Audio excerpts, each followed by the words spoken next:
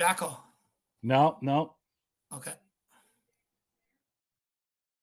Everywhere we go. Yeah!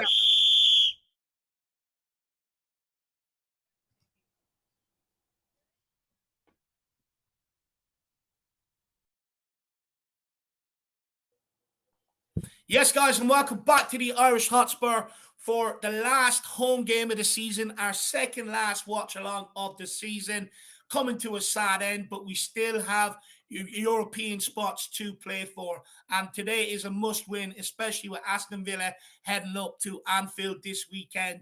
It's an absolute must win if we want Europa Conference League and a good chance to put a bit of distance between ourselves and Villa heading into the final game of the season, but also to put pressure on Brighton. Hopefully, if they slip up and don't win between now and the end of the season, we can overtake them and also get into the Europa League where that final is in Dublin, which would be absolutely fantastic.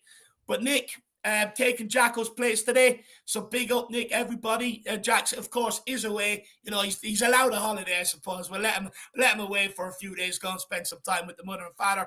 But Nick, you're in the hot seat today. I mean, are you one that watches European football? Listen, man, I think Jack had a little bit of inside information right now because he doesn't like the hard ones. You know, somebody fed him the information on this lineup ahead of time, and he decided to take a little vacation. So last week I was the Danjuma of the Irish Hotspur. Today I'm going to be the Sanchez. You know, because that's just how it rolls right now, man. And I don't know, we got European. It's possible we could still get European football, which I desperately want. I don't care where it's from. For God's sake, West Ham is in a European final. This is a disgrace, man. So I want it any way it's going to come. But what I'm seeing out there, did I wake up in the twilight zone, man? Is it that early in the morning where it's just everything is topsy-turvy? Because I don't know what I'm looking at with this lineup. This lineup screams 8th place to me. And I don't know why anybody in their right mind would start Sanchez at a home match at this stage of the season, knowing what we just went through in the last couple of months with him. Yeah, it's absolutely mind-boggling. Look, I get Romero's injured. I get you've got Tangang and Dyer who sort of were doubtful anyway because they had knocks, and Sanchez is probably the only one fit. But my opinion is what's the point in putting a human lawnmower out there? All he's good for is crawling around on the grass. You know what I mean? And cutting grass. That's all he's bloody good for. You know, go and get Alfie Dorrington, give the guy a game, you know, and I get people are saying, but he's young. But, you know, I can't accept his mistakes Sanchez has made all throughout his career. I don't get why Pedro Porro's been dropped to the bench as well. An absolutely huge call by Ryan Mason. Very, very surprised by that. For me, he's been our most creative player over the last few weeks. Look, Skip, I'm not going to bang on about anymore because it does look like Højbjerg's injured. So, well, actually, no, I will because I believe Papa Matasar probably should have got a chance, Nick. Surely with the way. I mean, if you want some solidity in there, Sarr hasn't had time on the ball in the last couple of months, without a doubt. So maybe Skip adds a little bit of an anchor to whatever's going on, bringing Basuma on in his first start in months upon months. But it's still just overall it beggars belief. I'm wondering, is there a weird formation change that we're going to see back here? Is it really going to be a back three? Is Emerson going to be playing some kind of a hybrid CDM role with three in the midfield? I don't know, man. I'm interested to see what's going on, but I'm just going to be like, I may be under the desk. You may not see my head because I'm that scared right now. Do you know what? I actually reckon he's gone for a 4-2-3-1, Nick. Okay. I think he's gone back to, because when Jose Mourinho sat over them 7 games, that is the formation that Ryan Mason used, was the 4-2-3-1.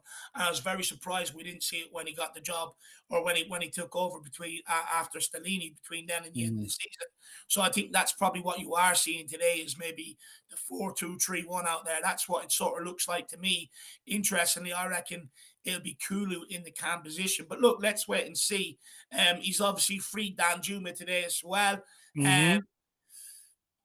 Look, could he have pushed Son out onto the right and put Perisic on the left-hand side? I think he could have. But you know what? To be fair to Danjuma, what minutes he has had a bit of an impact off the bench. So I can sort of understand it. But I don't get why we're persistent with the guy if we're not going to sign him. Surely that game time would be beneficial more to people that will be here next season, Nick. Well, you know, my question is, so have you seen who's on the bench right now? Because I haven't. And is Richie on the bench? Is Richie available? Yeah, Richie's on the bench. I think it's Matthew Craig made the bench again, the centre midfielder. You've got no Romero, no Højbjerg on the bench. You've got Papa Matasar there. You've got Austin. You've got Dyer and Tanganga, which I doubt you'll see today because they were 50-50 coming into this game, and I presume that's why Sanchez is starting, because maybe they haven't made it, maybe they're not fit. And you've got Perisic and Porro as well. Right. Is Sanchez just kind of a beard for Dyer right now at this point? Is there actually a Dyer injury, or are they just trying to keep up the premise that he is injured and they just don't want the abuse out there? Could be who a knows? Situation. Could be a Hugo situation, Nick. Yeah. But look, let's welcome some people into the chat. Let's see who we've got joining us today. I do apologize for the late start, guys. As you can see, things got a bit emotional and ran over on the pre-match build-up, which is a knock-on effect here. So hopefully you guys can forgive me for that. But we've got DG in the building. He says, Coys. Davey Hall says, Enoch out. Just want the summer to come. I think we're all at that point, Davey. We've got Bald Bean Counter. He says, Conference League, here we come. Can the circle be unbroken? Big up, my man. Hopefully you're keeping well. We've got Georgie Hill says, not moved by this lineup selection. We could get battered here, but I can't be too bad when you hear Jack, Dave, and everyone else in the Harris Army on match day. Big up, Georgie Hill. I appreciate that, my man. Look, it very well could obviously be a battering, but what I would say is Ivan Toney is a huge miss for Brentford. Absolutely huge miss. So, that might take away a bit of their attacking output. Welsh Gal says, big up, lads. Big up, Welshie. Hopefully you've got the IPAs and you're going to need plenty of them. You're going to need them. Yeah, double six packs. What you do is take a sip. Every time I give out about Davies passing the ball inside, take a sip of your drink.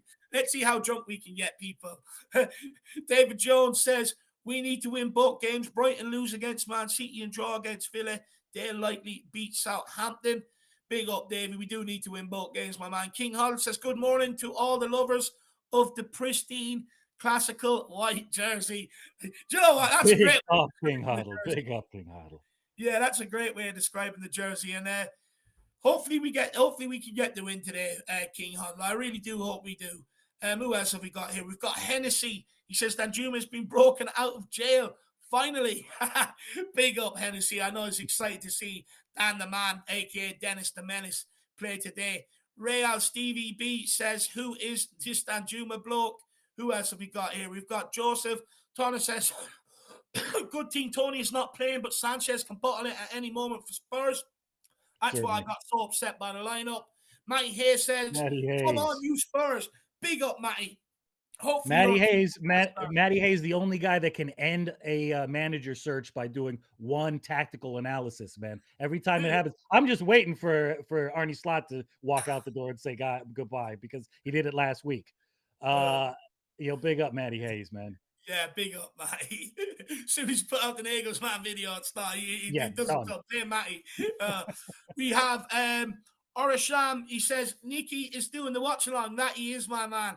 We've got Iceman says, come on, you Spurs. Good afternoon, fellas. Big up, Iceman. Stefan Blois, hopefully you're keeping well. It's them I haven't seen in some time. Hopefully life is treating you well, sir. He says, thank God there's no Højbjerg finger-pointing merchant. Look, it'd be a true test to see how good Ollie Skip is today. Without a doubt. For him. Yeah. Derek Hutchinson, good to see you, sir. He says, big up, Dave and Nick. Come on, you Spurs.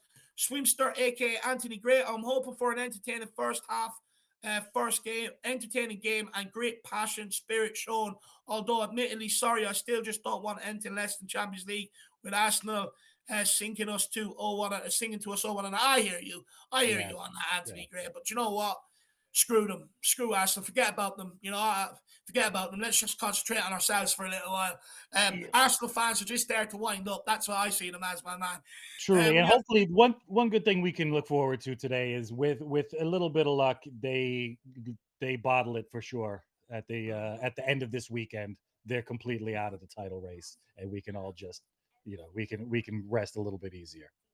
It'd be nice. I would just give a quick run through of a couple more names, and because the game is about to get underway, we've got Robert Davies, Scooter Reacts, Tequila 316, the Big Boss Man, Big Up Brother, Tony Austin, Coy's Bob, great to see you, T Mission, good to see you, my man, Stevie Webb as well, Stevie Fraser, Shem Tan, Great to see all of you guys. 24C as well. How can I forget him? And Derek Big up Hutchinson. 24Z. Great to see all of you guys. And also NJ123.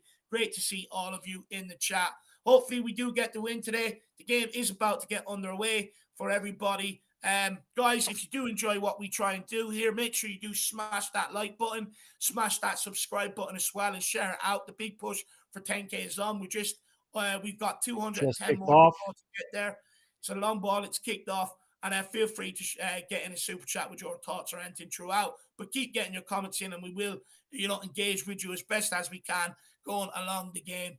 And by the way, I'm going to be better at it next year because I will have a second screen where I'm not flicking between screens. So I will be able to see a lot more comments while watching the game as well. So make sure you stay tuned for that for next season. But we have Davinson Sanchez on the ball. Good first touch by him, actually, Nick. That's a rarity. Hopefully that keeps up. It looked at kickoff, it looked like a back four starting up. We don't know if that's going to switch up. Yeah, interesting. It's hard to know. We'll give it a few minutes. Suma on the ball, looking for options. Stanjuma on the right-hand side anyway. Lengley. Yeah, commenters just saying they think it's a back four. I reckon it's the 4-2-3-1. You look at Danjuma on the right, Kulu sort of playing, and then you've got Kane in the middle, and you've got Son out on the left. Oh, here we go. Kulu.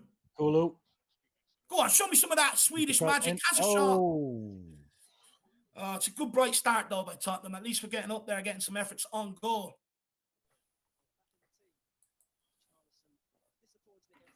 Come on, Spurs. Let's get after this today.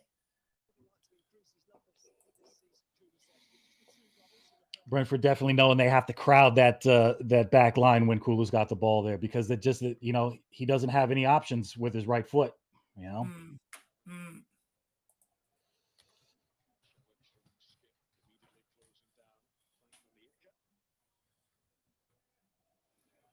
Come on, Tottenham.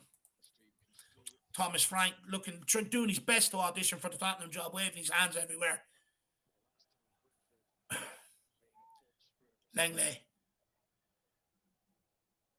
Ollie Skip. Shit control. Wins a throw in, though. That'll do.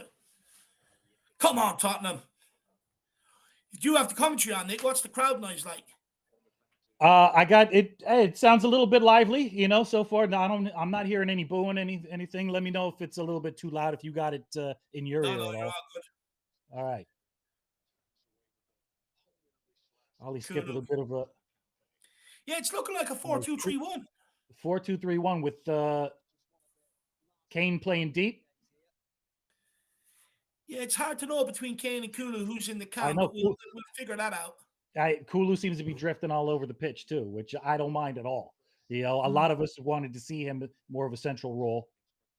Yeah. He does have a pass on him, particularly a through ball when he's drifting on the inside. I wonder, is this of you giving it a preview to Arnie Slot? To Arnie Slot, I wouldn't be too mad at that. We got to try something, man. What we've been doing hasn't been working. Skip, just leave the ball to Basuma. Why are you taking it off him? You've given it away. Brentford are on the counter-attack here. It's a ball in. Oh, my God, it's dreadful. It's a free shot. He's ballooned it into the stand. Who was that? Buemo absolutely skies that. It's too easy, though. What's Ollie Skip doing here? Where's the right back gone as well, by the way?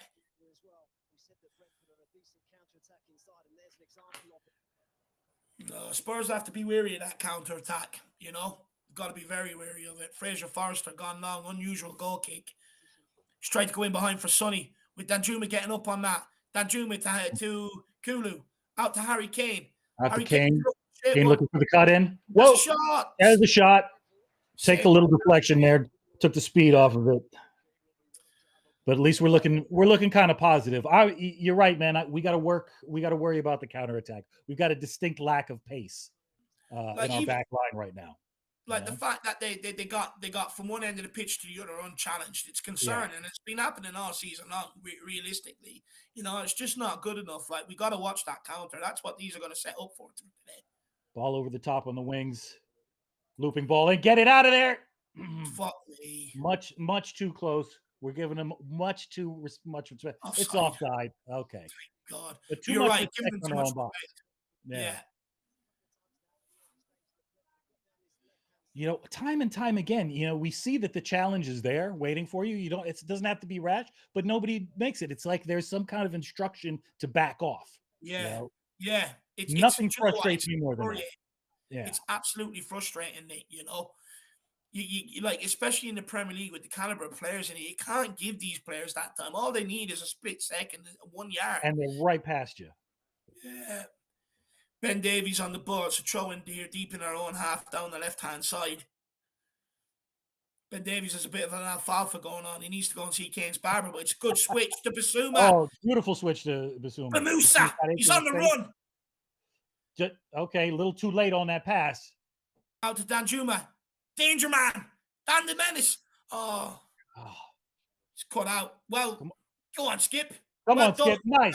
Well done, Skippy. We'll take the free kick. Terrible, Sonny. Now, the free the question kick? is, Excellent.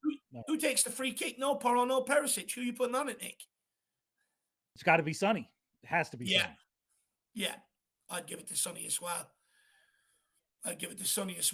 Welsh Gal with the super chat. She says, "A whisker away from a very deserved 10K subscribers.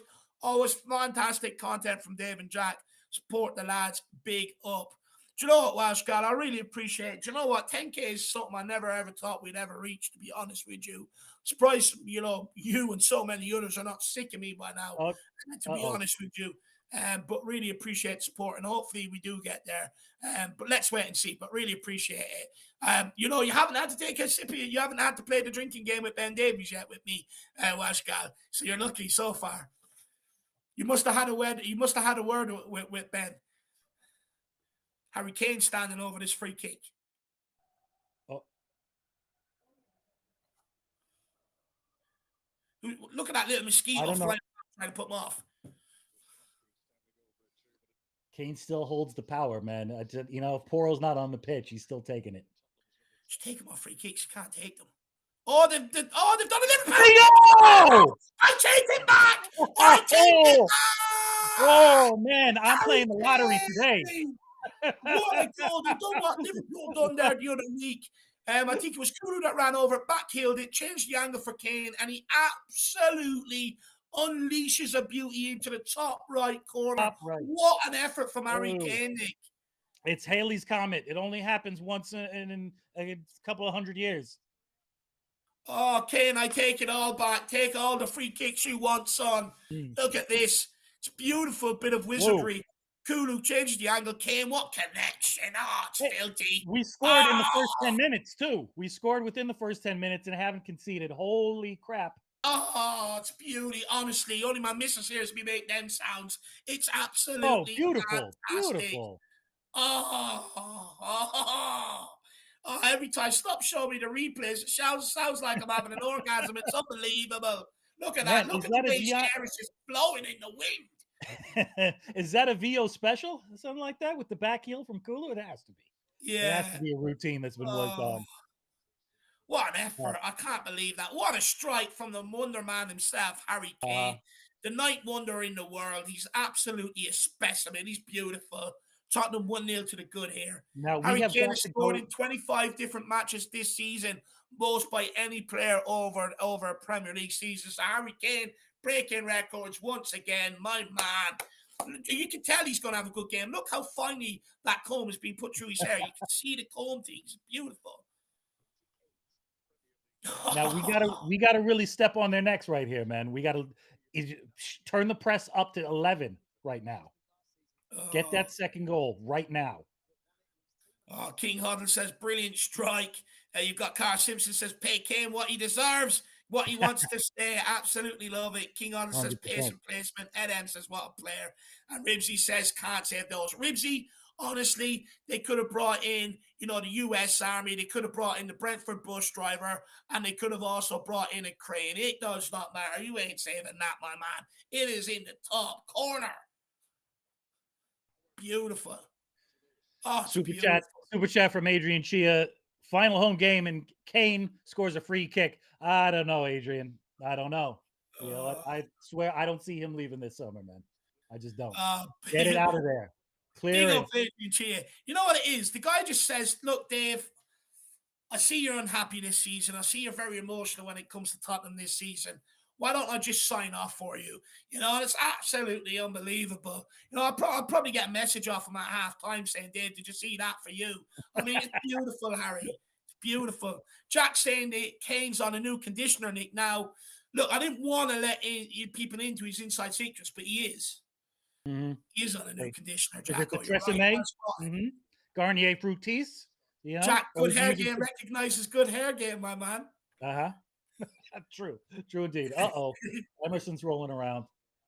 Yeah, I love a bit of play acting. He must be going for the latest role in EastEnders. Look at this. Uh-huh. Oh, yeah, beautiful. Look at the emotion on his face. It's great. Great acting. 10 out of 10. I hear the Brazil national team gets De Niro down once a year just to give him a little coaching on the side. you'll see Emerson in the new Goodfellas. Oh, poor distribution by Fraser. Right back Ollie into Skip Brentford. getting in the middle. Ollie Skip, nice. Very good. Sonny. Yes. Come on, son. Son is on. Sonny. Come on, son. Oh, no. Oh, saved by Rhea. All right, he did all he could on that one. Yeah. This is good. Did not though. have full control of that ball. Do you know what, Nick? You must be lucky. You know, whenever you're here, we seem to create chances. We're going to have to tell Google no more Nick on game days. He's with myself and Jack. That's it, Ben. We're putting the request into the bosses. You know, and I'll give it to Ollie Skip right now in this first 15 minutes that we're going on. Yeah. Yes. The accuracy may not be there, but the effort is certainly there, and he's going after those balls. He's getting after the ball, which is what he's good at. You know, on the ball, still a bit shaky, but he's actually getting in and crunching some tackles, which is good. And clearly, he has to take control of the midfield. You know, just because we don't know, Basuma is an unknown quantity at this moment. Yeah. It'd be interesting to see how fit he is, how long he can last in there. So, because like, you know, for me, I don't think he's going to last the full game. So for me, I think, you know, it'd be nice to be 2-3-0 up before we take him off. Okay, and what a touch. Oh my God, it's like super glue. Someone give him an advert. Oh, he does that. No, scrap the advert.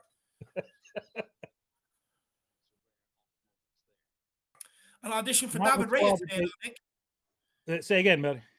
An audition for David Raya today. Yeah, absolutely, man. You know, I know there's been a lot of back and forth, especially in this week, whether he's interested or not. But you know, I like the guy, and he's at top of my list. What are you thinking about? Get him out of there! What is shit? Take him off.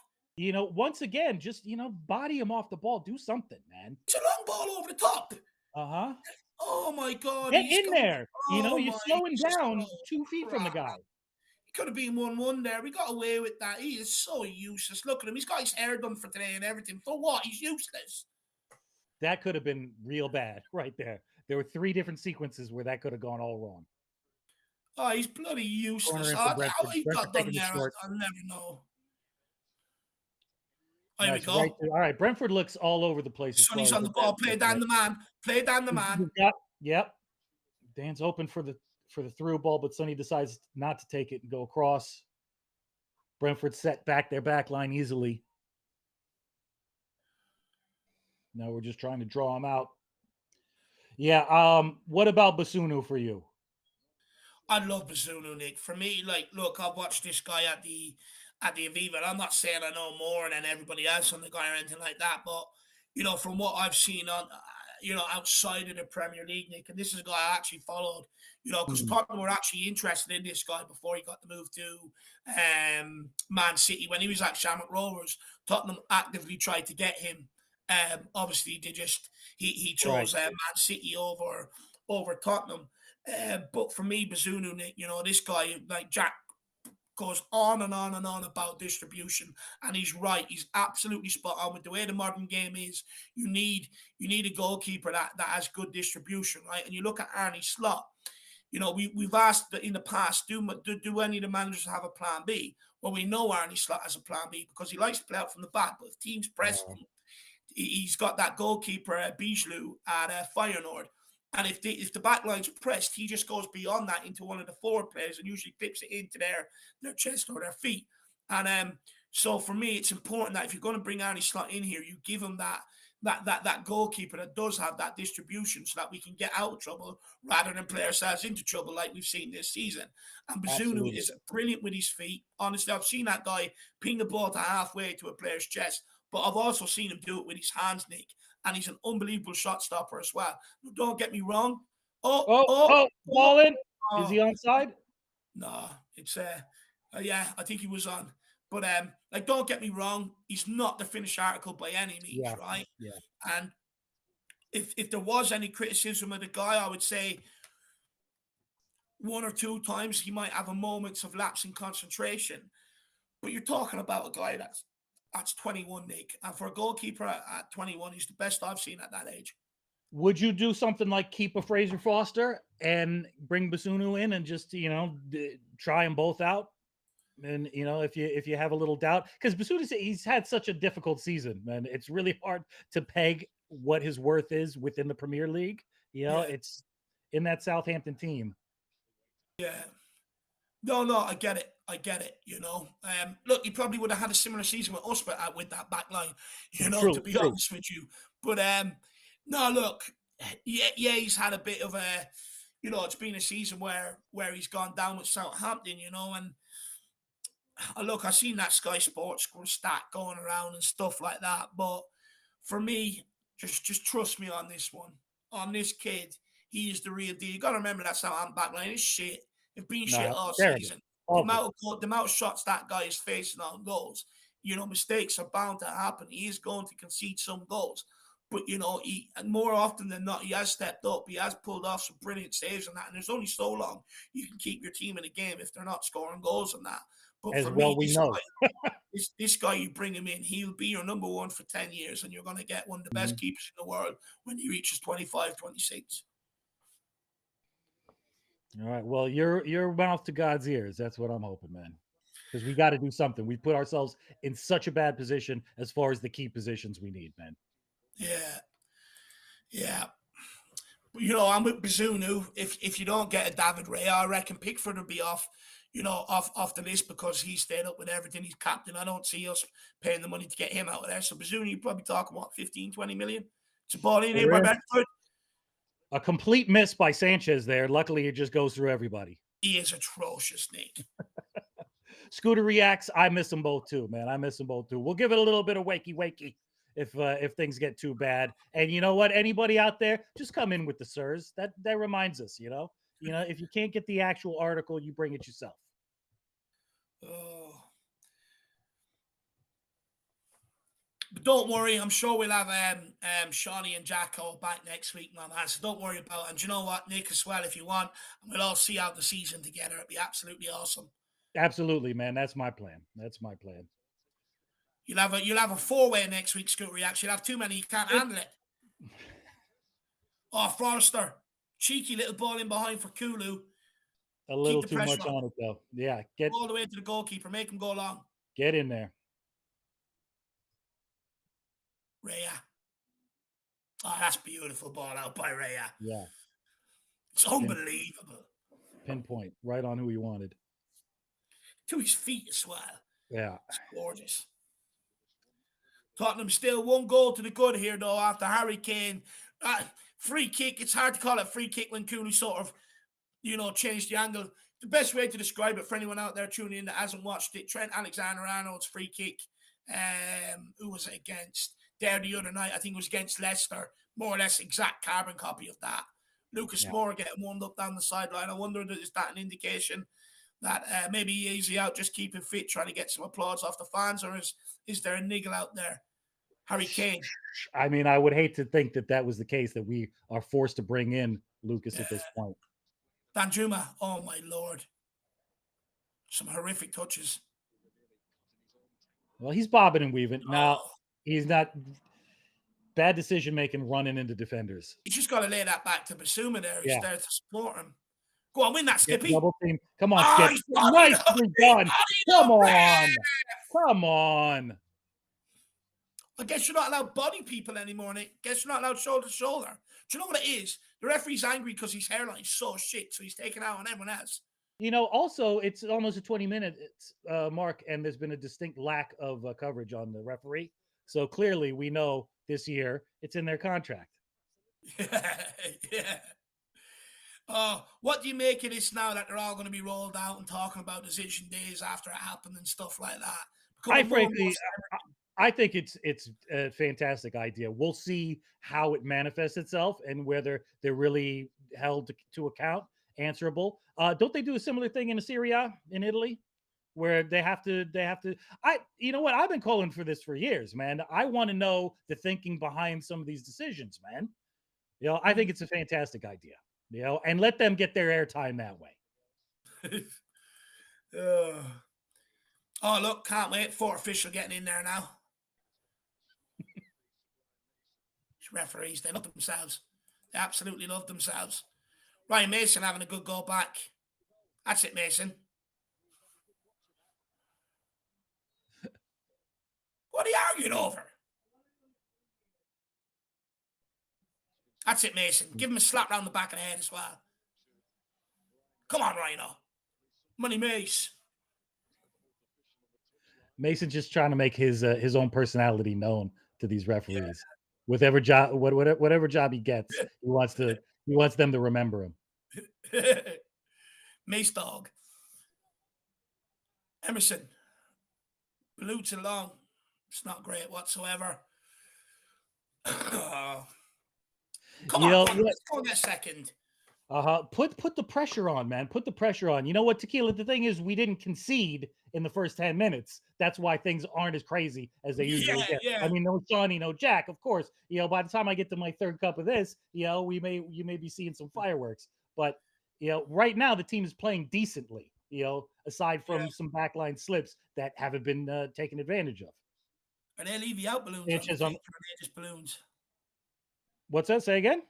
And balloons on the pitch. Is there a message on them, I wonder? What's that? That's something on. Come on, guys. The party's not till after. Sonaldo. Yellow for Mason. Was that the case? Giving him a yellow card. That's shocking.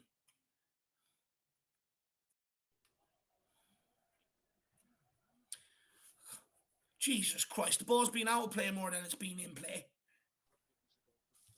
David's on the ball. Foggy Foam, that is an excellent question. Wow. I do appreciate the fact that that Dyer's contract is on hold. Fantastic crossfield ball. That was there we go. That's how we heard him, but that was a terrible ball. It was terrible by Emerson, but what a switch of play by Basuma. If we had more of that this season, we would have been a much better outfit. Mm-hmm. And you know what? We saw it. We saw it earlier in the season with the crossfield balls, taking people completely out of the game, and then it just died.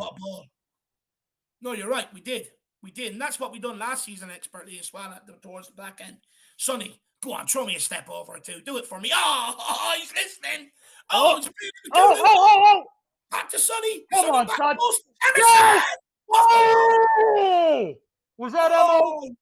Listen, everything. Jack was about to jump on his missus and wake her up with celebrating. I loved everything about that except the fact that it didn't end in a goal, man. Move. And a decent effort from Emmo right there. If that man can add the headed goal to his game, and 2 people on the line too, very difficult. If he can add some of that to his game, man, we got a real defender there. Jack's probably picking up his bowl, cleaning up his bowl of Cheerios with milk everywhere. Whoa! Is that Davidson? Right. We're putting the heat on him. Oh, come on. We're going to make it 2 very, very shortly. I can feel it. Look at Big Davo. Useless. Ed M says he's hearing the Levy out chants. Are you hearing any, Nick? I'm not, but you know what? They may have the commentary. Yeah.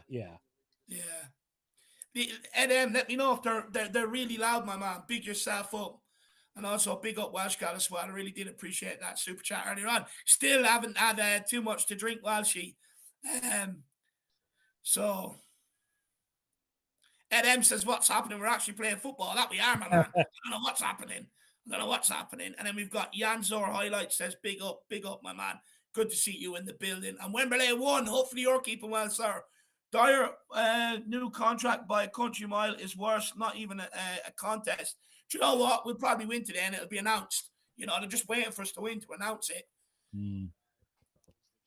Good distribution there by Forster to Emerson, but Emerson gets taken out of the game and commits the foul. I think he needs to go back to the blonde in the hair, though, Nick. He's better with the blonde in the hair. Yeah, I think so. It adds a little bit of a little bit of spice to the play. Yeah.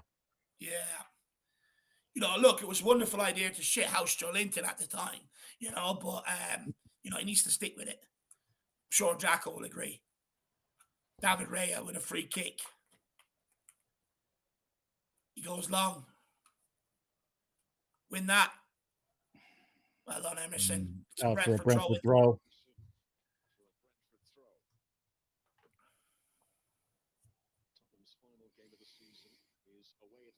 Not bad start though today, Nick, right? You know, where's this been? Not bad. We're seeing positivity. We're seeing moving forward. Not a whole lot of passing back.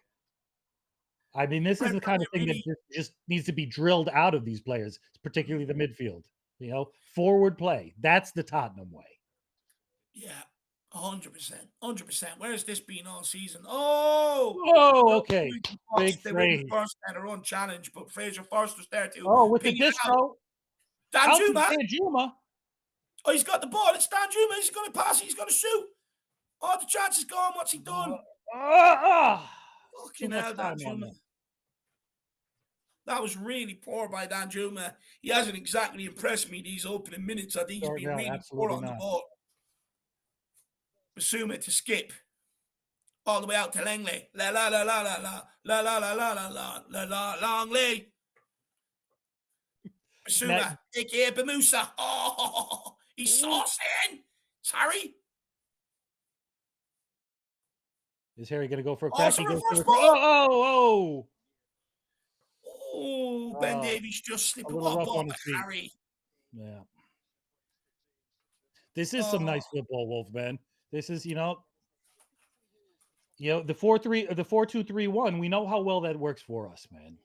Go back to it. Get us it's back the to most where comfortable, especially for our forward line, man. It's the most comfortable formation for them.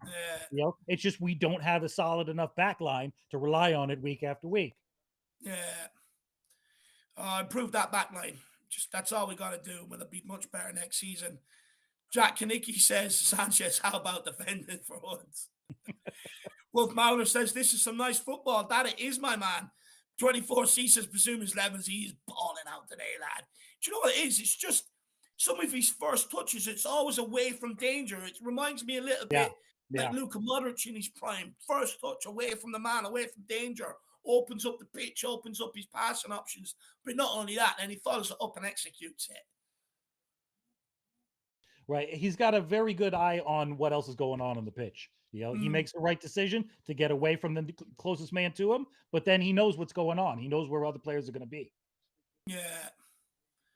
Yeah, no, he does. He does. He's had a very good start to the game.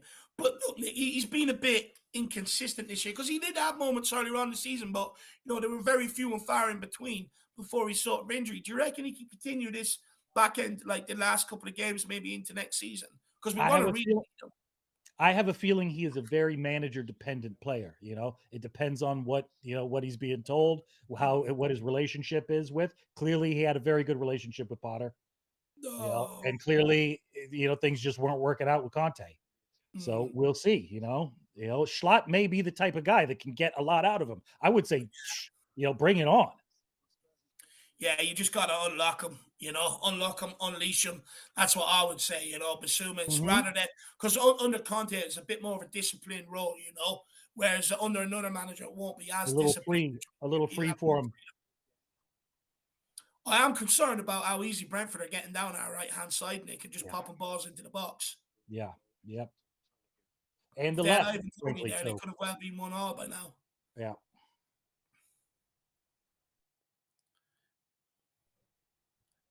Brentford just knocking around here. Harry Kane looking to get a little bit of pressure on. Yeah, we're definitely we took the feet off the gas right now. We're giving them way too much space. Yeah. And definitely they're playing without Ivan Toney is definitely affecting the way they attack. I mean, of course it 100%. would. Yeah. But we got to take much more advantage of that.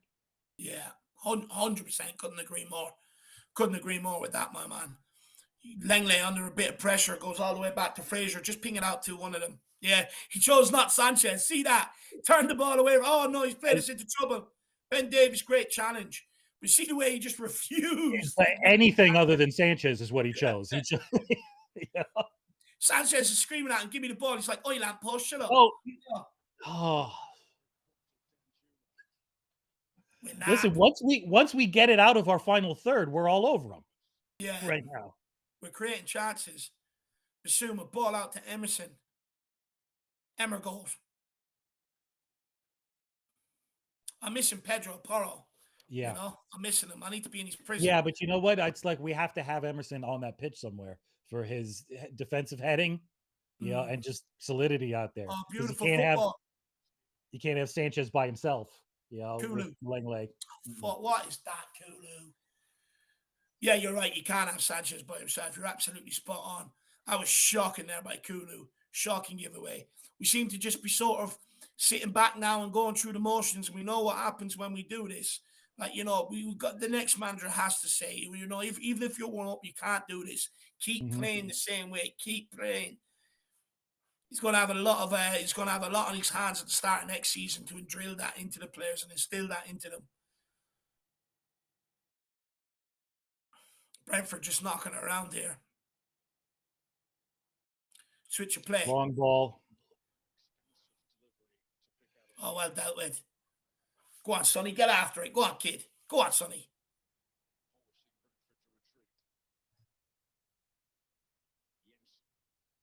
It's a ball in behind. Wisa. So I'm going to cross into the box. It's not a free effort. Yeah, that cannot be allowed to keep going on, man. Law of averages, they're going to take one. Yeah, something's going to drop correctly. Tottenham knocking about here now, back on the ball. Jack really analysing the game at home. Sloppy from Kulu 2 times in a row. Jack's all over it today.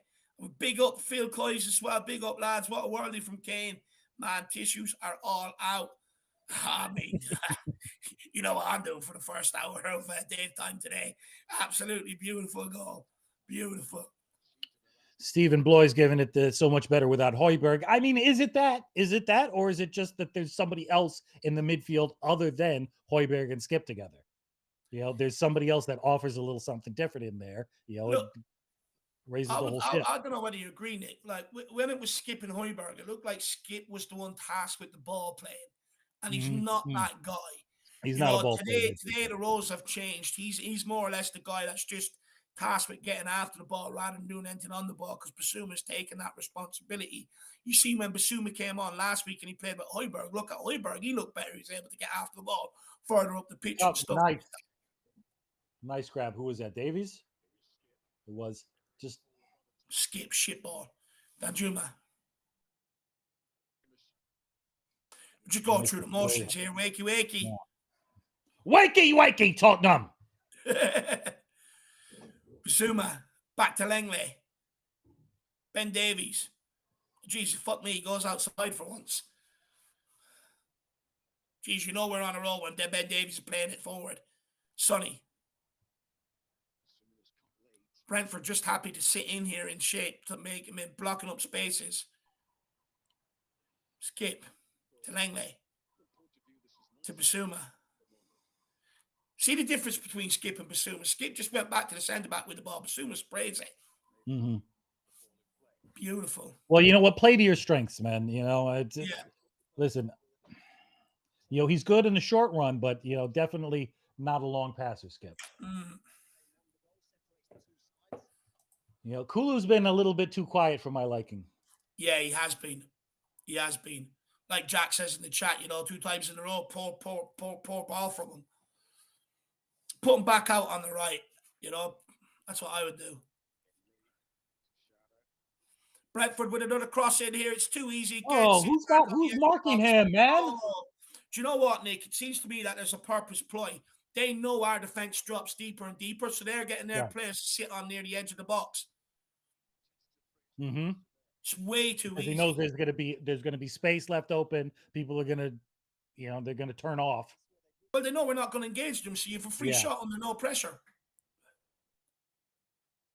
David Ray is down here, though. I wonder, could it be a pulled hammy or a groin? He's pointing at his groin anyway. Yeah, that could definitely be an issue. Who is Brentford's backup keeper? No idea. Yeah, no idea. I don't think we've seen him all season. No. He's got good hair, though, whoever he is. Look at that. Well, hey. He's giving Harry Kane a run for his money. He's trying to psych Harry Kane out. Better hair than Kane. Is he? Looks like he's Gazaniga Mark II, Yeah, he does. Gazaniga had good hair as well, to be fair. Definitely. Good-looking young man, that guy. King Hoddle says, get up, Ray. We need you for next season. Yeah. Maybe he's trying not to wear himself out. He's like, okay, that's enough. Morlar says, reckon we'd look the same with Højbjerg instead of Skip there, just too similar and lacking on the ball. Absolutely spot on, my man. They're very, very similar. And 24C says their sub-keeper looks like John Wick. Well, hopefully we're going to be peppering that goal like the shots at John Wick. Be a big boost. Albanian keeper. Scooter Reacts. Scooter Reacts has got the whole list on this guy. He's on it.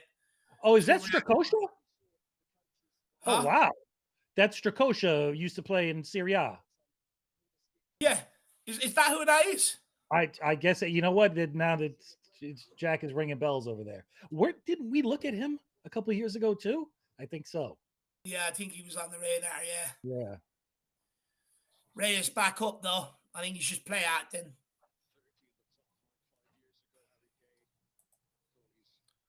And the game is definitely slowed down now, but this gives us an opportunity to reform and just go at him.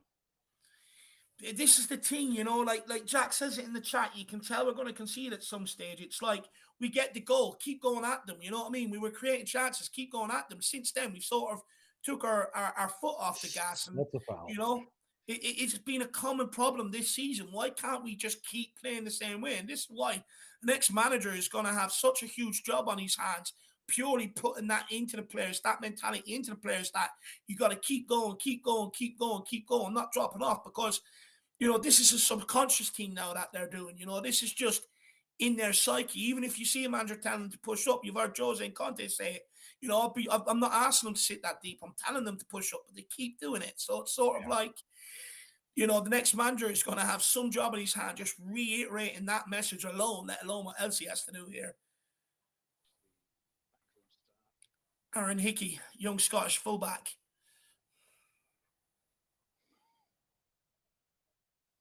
Hickey with the poor throw.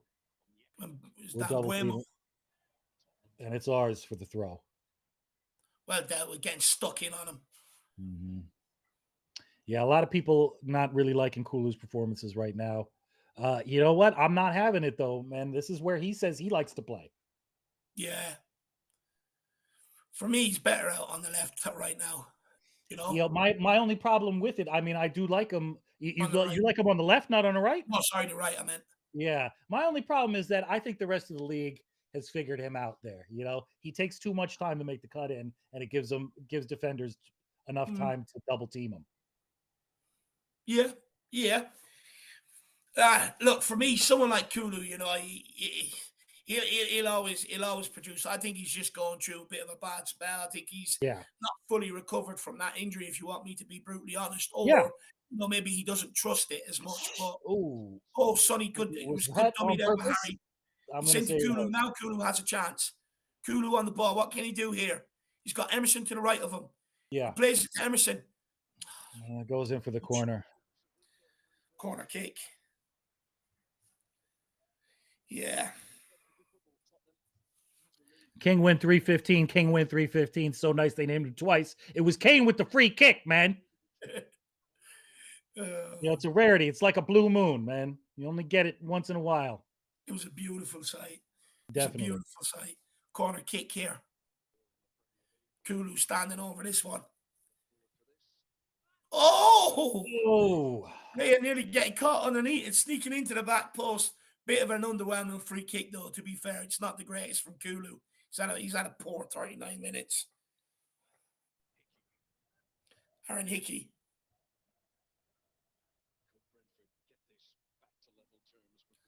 Janssen.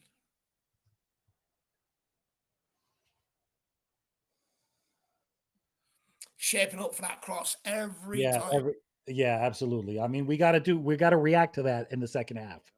Yeah, Mason's got to say it to him. When it comes down that right-hand side, get out. Get out, get out, get out. Sonny, that's it. Good pressure by Sonny. Ben Davies. Now go again, Sonny. You've got them right. You've got Basuma pushing up. Come on, Sonny. Help him out.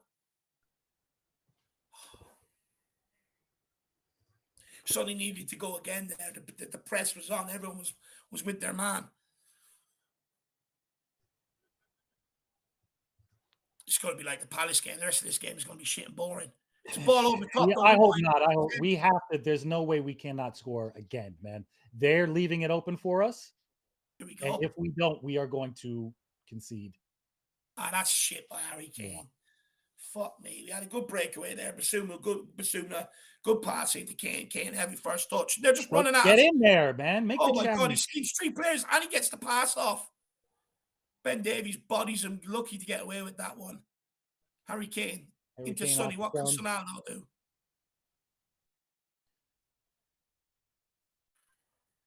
Just give it to Basuma. Harry, move forward, man.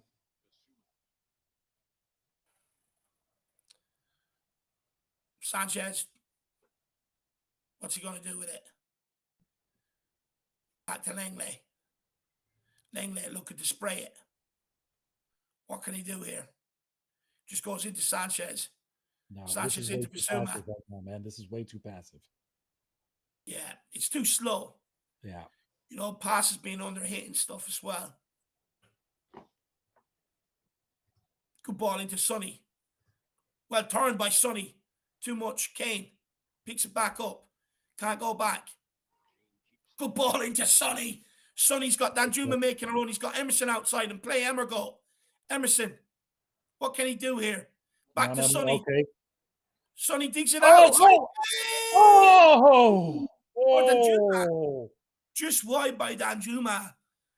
Great play by Sonny. That was from the right all the way over to the far side of the pitch. Sonny has done absolutely brilliant here. Mm-hmm. And fair play from Emerson. You know, it's the right choice. Yeah. Good ball dug out by Sonny there as well. King Odin says, unlucky Dan the man. Hennessy says someone played Danjuma on one of his runs. Fair point. Yeah, he could be put it behind a couple of times. Yeah, is there a possibility that Danjuma's getting these starts or getting these minutes because we may be trying to get him on the cheap? Yeah, there could be that. We know, like a manager like Slot is going to try to make something out of him. There could be that, but also the experiment didn't work last week with Kane playing in the cam and playing in that creator role with Richarlison running behind. It just didn't work, and Richarlison cannot play on the wings either. But it'd be interesting to see if we are playing him with a view of next season. Skip. Jesus Christ. Oh, there you go, Skippy.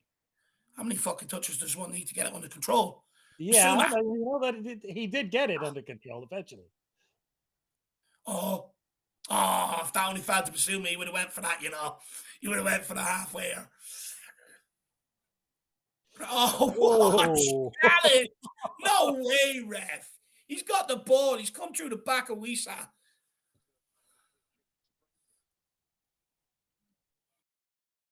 He's already going to...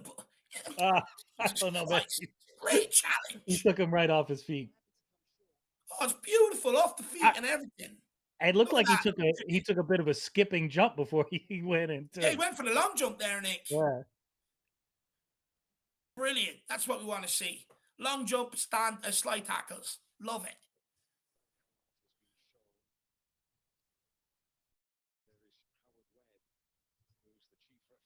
Basuma picks up a yellows for his troubles. He's got to be careful now too, man. They're not He going to allow him. absolutely catapults and takes him in two. Yeah. Derek Hutchinson says, this game is sending me to sleep. You're not the only one, my man. It's shocking. Started off so good. Started off with a lot of promise. And it's just completely nosedive. But we're winning. You know, I'm not, beggars can't be choosers at this stage. You know, with the shit we've seen.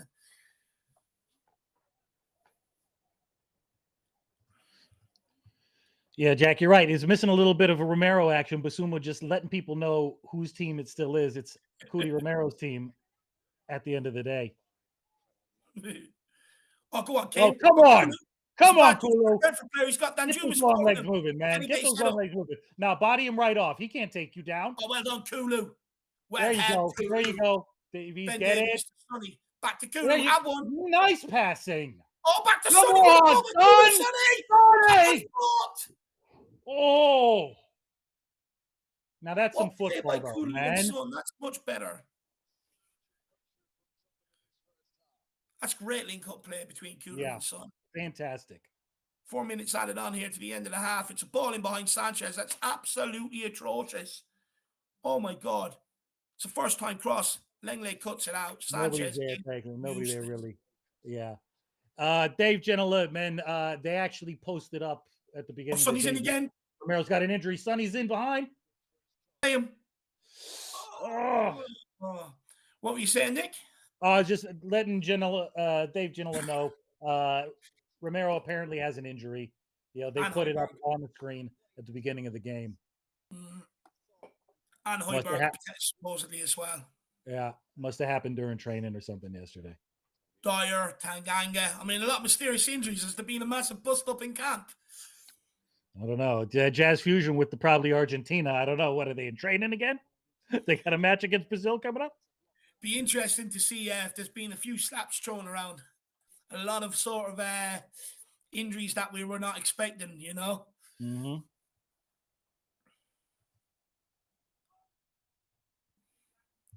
Coming down our right side again here. Oh, it's too easy. He's done Basuma. He's done him. Sanchez is like him. Fuck me. If they're going to score, it's going to be from down that side. Absolutely. Oh, that's how you do it, Emerson. There you go. No foul.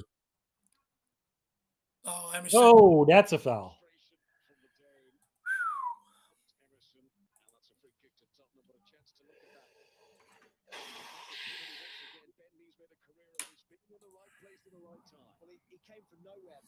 I think you might need to turn that down a little bit, Nick. Yeah. Good call. Good call. Oh, what play by Kulu and Son. Sonny, oh, what a block. Who's that? Pontus Janssen. Oh. Scoring. What a block. Talk. You know, where's that been from us this season? Bodies on the line like that.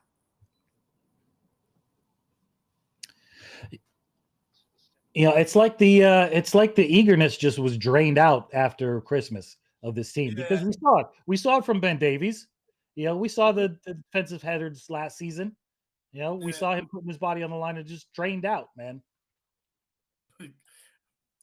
Erwin says, bring on the Irish Hotspur's favorite player before he leaves, Lucas Moura. Yeah, you know what? I guarantee we're going to see him before the end of the game. You know, just as a goodbye. He doesn't deserve it, though. He came on against Liverpool and he cost us the game. He came on against Everton, got sent off, cost us the game. He doesn't deserve it, especially if the game's in the balance. Here we go, though.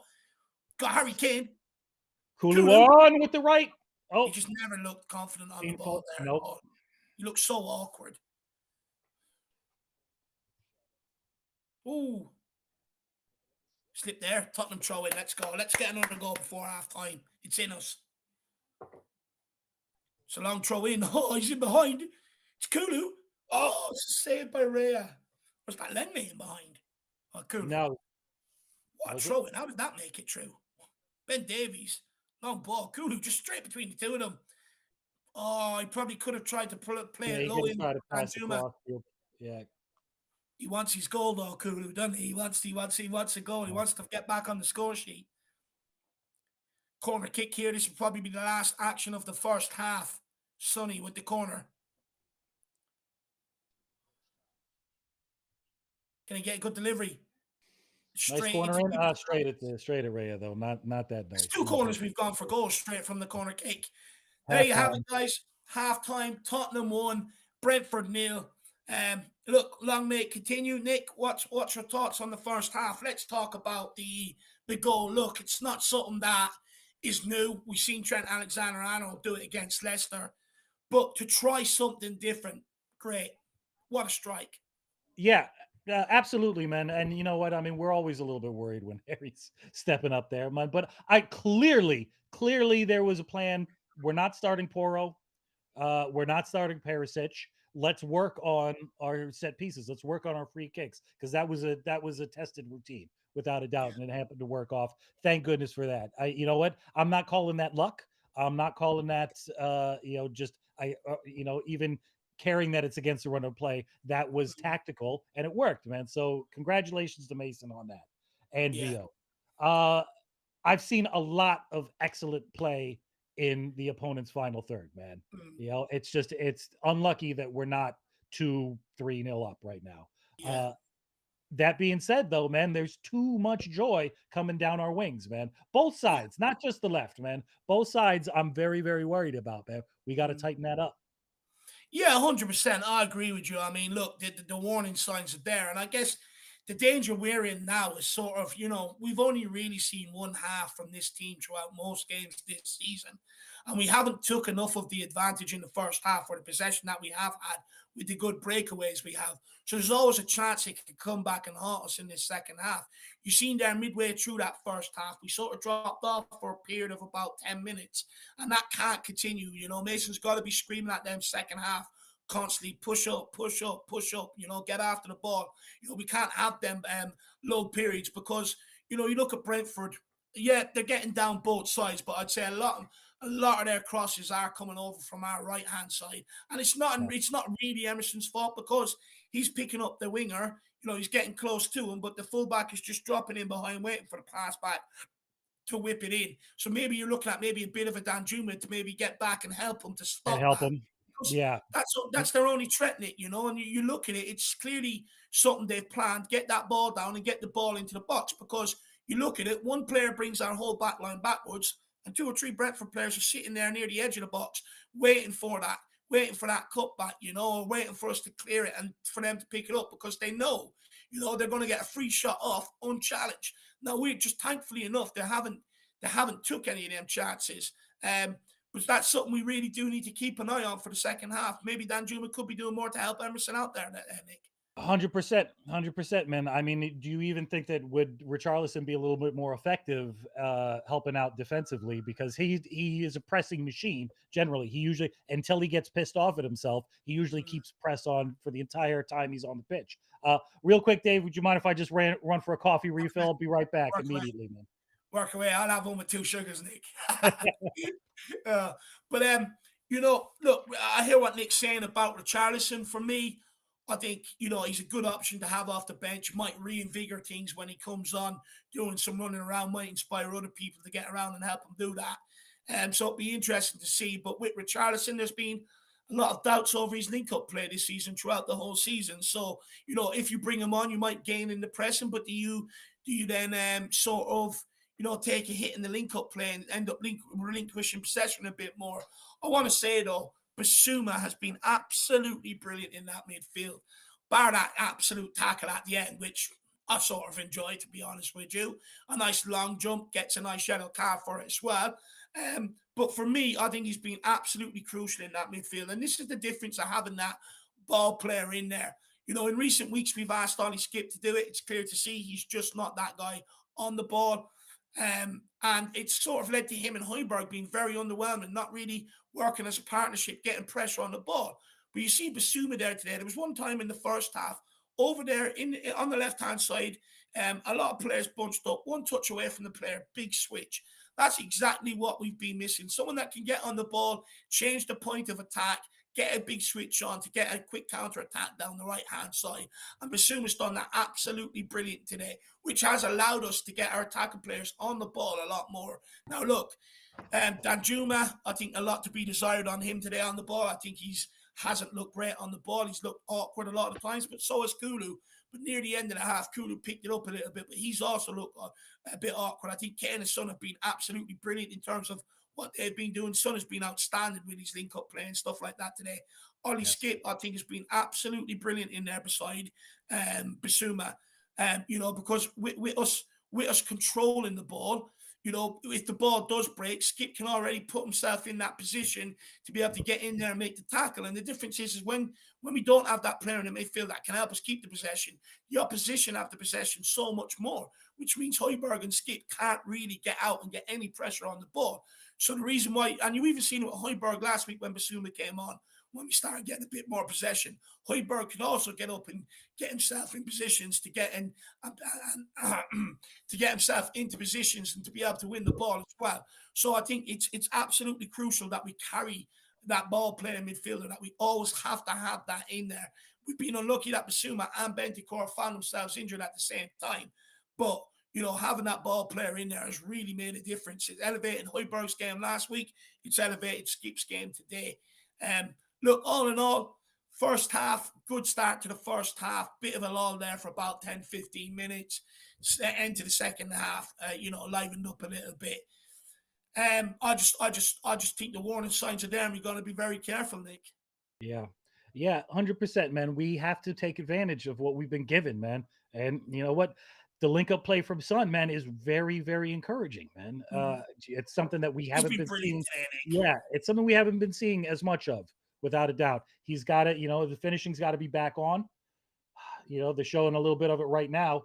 Even that left-footed cross found Emerson exactly where it was supposed to, man. So listen, we have to be taking it. We have to be confident in then the fact that that's going to happen more often. Phil Coy's putting in that. Let me see if I can bring it up here. Yeah, they look out of ideas, and it's 100%. Man, we have to be putting the foot on their neck with that. Second goal, kill it off. They clearly have to find another way to score and to attack without Tony and the team, and they haven't been able to settle on it. They've got nobody that's as imposing a figure on him. And if they had him in there, all those wing crosses in there would be a hell of a lot more dangerous right now. We gotta take the chances we've got, man, and just for God's sake, neutralize the threat coming in, because that's their only threat right now. Yeah. 100%. We're actually controlling a midfield for the first time in the season. How good has Bissouma been today, though, Nick? I don't know if you heard my little monologue on Bissouma. I missed it. It should be clipped because, he'll absolutely adore me for it. But, what's your thoughts on Bissouma's performance and actually how it actually elevates Skip's game like you've seen today? But Højbjerg looked better when he came on against when Bissouma came on against Aston Villa was paired beside him. So how important has he been? And, what have you been impressed with today? It's what we've been missing as far as being able to control, having more in your game than just being a destroyer. He can cause problems to an opposition. He can take the ball off, but his understanding of what's going on the pitch is really what sets him apart. I shudder to think of what, a midfield of Bentancur, Bissouma, and maybe like a Madison in the center might do to other teams, if they gel together. But I've been very impressed, man, and this is what I've been hoping for. We've been so killed with everything else going wrong in this team this season. It's the injuries, I think, really, that have frustrated the situation, that have really just made matters so much more worse. Long may he reign in that midfield, man. We need him there. Yeah, he's been absolutely brilliant today. Two other players I want to talk about briefly, Nick, is Danjuma and Sanchez. But just before we do, everyone, please smash that like button. I think me and Nick are doing an absolute fantastic job today, and it warrants it. So please smash that like button. Also, we're close to 10K. If you can, smash that subscribe button. If you can, share this stream across all your socials. Share the stream. Tell people to subscribe. We want to reach that 10K as quick as possible. And also feel free to, look, there's some people out there that be unhappy with that performance in the first half. You think me and Nick are talking shit. Put it in the super chat. Let us know why. If you agree, disagree, any talking points you think we need to touch on, feel free. That's a good way for you to be able to participate in this halftime conversation, this halftime analysis. So feel free to help support the channel through a super chat or a channel membership. But Nick, and by the way, just keep engaging with us in the comments. We are reading your comments here Without as a well. doubt. Yeah. That's very important. We love this engagement on these match days. Nick, look, I want to start with Sanchez, and I want to have a little conversation on Danjuma as well. For me, if they're going to score, that's where they're going to score. There's been a few times that ball, twice exactly, one near the end of the half, one near the first half, just a long ball in behind him, and he can't deal with it. And he can't deal with it. And that worries me. That concerns me. He is prone to lapses in concentrations. It's and just missing whether headers. take advantage of it or not. And missing headers. I mean, we've got to mitigate the threat, and either I mean, do we switch to a two-man midfield at this point? I don't think so. I think that's a little too dangerous just to give him a little more support. It's frustrating, man. I saw Tanganga. He's on the bench, isn't he? I don't know if that he's had a knock all week as well, like that. Has he too? That's just more of the same, as far as we go. For God's sake, do we switch positions with him and Emerson? No, obviously, no, we don't. But you know what? It's Emerson. What worries me a little bit too much is I know it's tactically astute, but when we go forward, Emerson is playing very, very high up, which puts a hell of a lot of responsibility on Sanchez, and that is very worrying. I would actually say, with as much joy as they're getting down that side, ask Emerson to sit a bit deeper, man. Because we're getting through them in the middle. Just fine. Sonny's link-up play is good. We're not as dependent on there.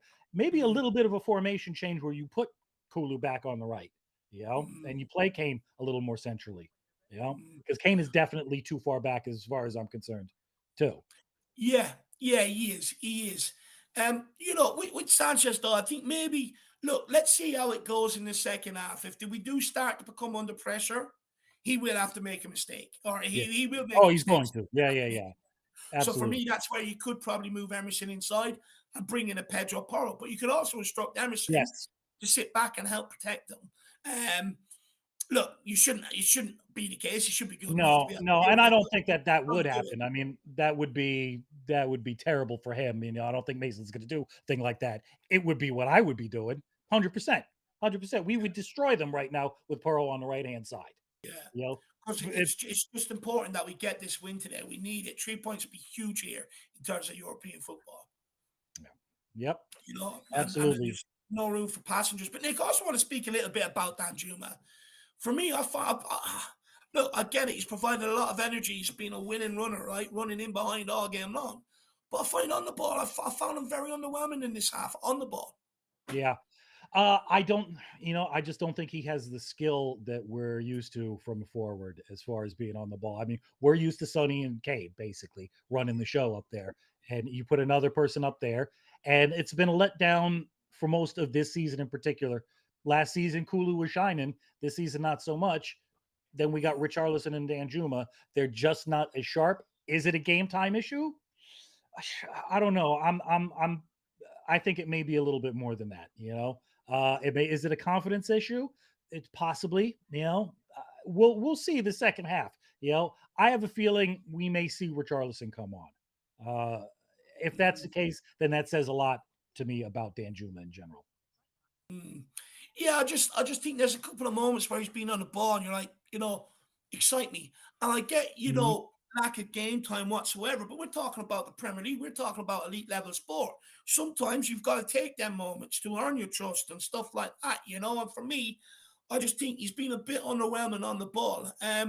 But there have been a lot of times where he's made a lot of runs and no one's really slid him in behind. And he's in. I'm just trying to bring up this comment too. He is in the right place at the right time. I mean, with that header he missed, that was a great run. People were screaming, find Danjuma's runs. They're looking for him, and maybe that's it. Maybe that's where his skill lies. It's not really being on the ball and taking it forward. It's just being in the right place to put it in the back of the net. We need to see more of that too. Matty Hayes in here with a comment. Yeah, he says he has an important question. He says, how much do I love Kane? Right. I mean, it is immeasurable. There is no scope that can possibly quantify the love. Hold on, I'm going to turn on a little more light here. Hold on a second. Oh, Mr. Hayes, that's how much I love Harry Kane. Look at this beautiful little piece. Look at that. Moondog. Shout out to Moondog. I mean, I just give it a little kiss every night, Matty. A little, you know, the missus gets jealous. Sometimes she's like, where's mine? You know, but look, it is what it is. You know, Harry shares my love. And what a strike, by the way. What an absolute strike. I love the ingenuity, Phenomenal. you know, to try something different rather than the regular. And look, you can clearly see that Brentford players or keeper weren't expecting it. But, you know, Yeah. what an execution of the strike, Matt. I absolutely love Harry. But look, I see some people saying, look, Dave, you know, this is the most minutes Danjuma's played now. 100% I get that, right? I get it. But if you're a player that's been brought in on loan and you want the club to look at you as a permanent solution and you want that permanent move, you know, sometimes that's the minutes you get and you just have to take them and impress. You got to That's show the reality of it. And that's just how harsh, you know, professional football is. You know, you've got to do as much as you can in them minutes to say, look at me, buy me. You know, regardless of the minutes, you know, sometimes clubs won't wait around to give a guy a run of games, 8-9 games to get into it and stuff like that. That's just the harsh reality of football. And for me, you know, I've just been underwhelmed at what he's produced. I hope he comes out in the second half, puts in a great performance and shuts me up. I really do. I just think on the ball, he's been found wanting. It'd be nice to put him in behind for once and actually use them runs that he's been, lung busting runs that he's been making instead of ignoring them. But on the ball, I think, you know, because he hasn't done so well on the ball, that doesn't then trust these players to play them runs, if you get what I mean. I do. We're kicked off again here. Get this time to start it back up again. Sorry, a little slow and late on that one, people. Let's go.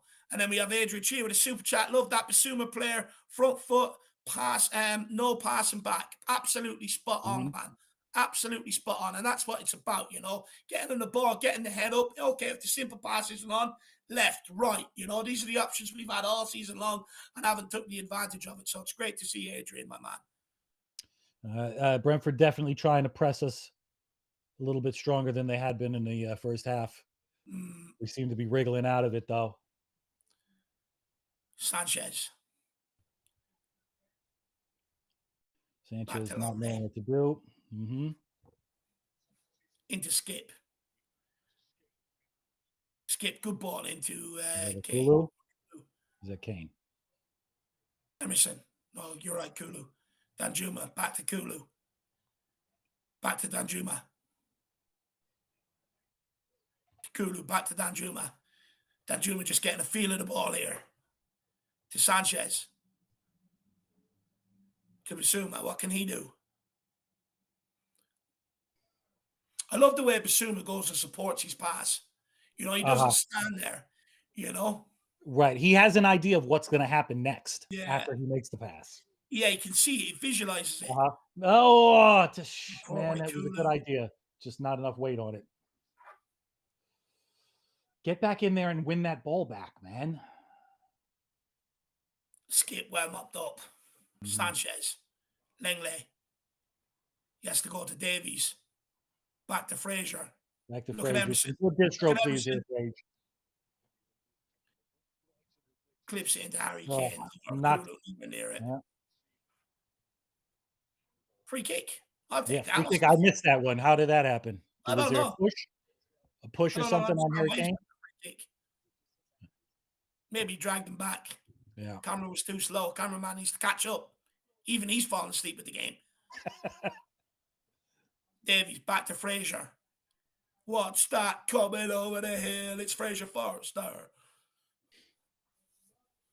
Davies up. Oh, no, we cannot let that happen again. That's what's going to do us in. Big Harry mops it up. He's going to go for a spectacular. Come on, give it to it's underwhelming. Got out to Ollie Skip. To Dan the man. Back to Sanchez. It's a big no-no, Danjuma. If you want a summer move, you don't pass the ball to Sanchez. I mean, even Forrester knows that. Sonny, go on, Sonny. Get the pressure. Yep. Oh, come on. That's a ref, sir. He is atrocious. He's going to keep doing this. He needs to wake up, Sanchez. He needs to wake up. Sanchez does love a face plant. He Well, loves, what was he calling it a couple of seasons ago? Grass eater? yeah, grass eater. Human lawnmower is what I call him. He spends Right. more time down on the grass than what he does on his feet.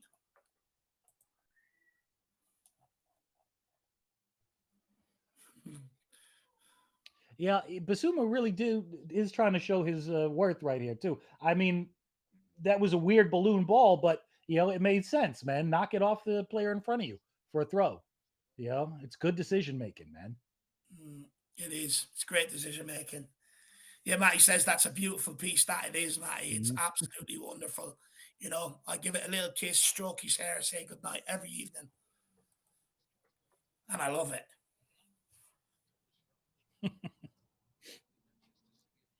Hulu.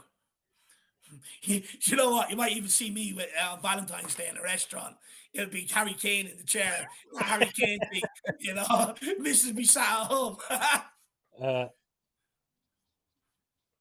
Oh, here we go. Brentford Brentford in. could be catch us here on the Brentford in. counter. Oh, yes. Exactly what me and Oh! Nick spoke about dropping off. For fuck's sake. Embuemo into the bottom corner. Tottenham just do things the hard way all the fucking time. Yeah. Sick of it. I've had enough of this crap. No reason for that either. Way too easy, slow, lethargic, standing off, sloppy passes, giving away the ball. Just start properly. Jesus Christ. Buemo thinks he's bloody Ronaldo celebrating there.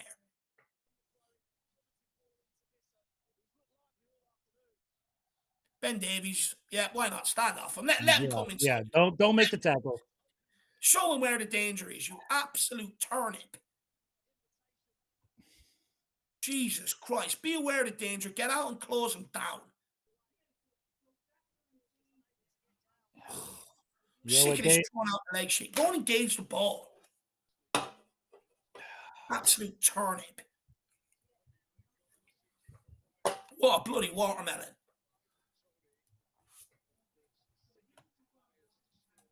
Fuck me.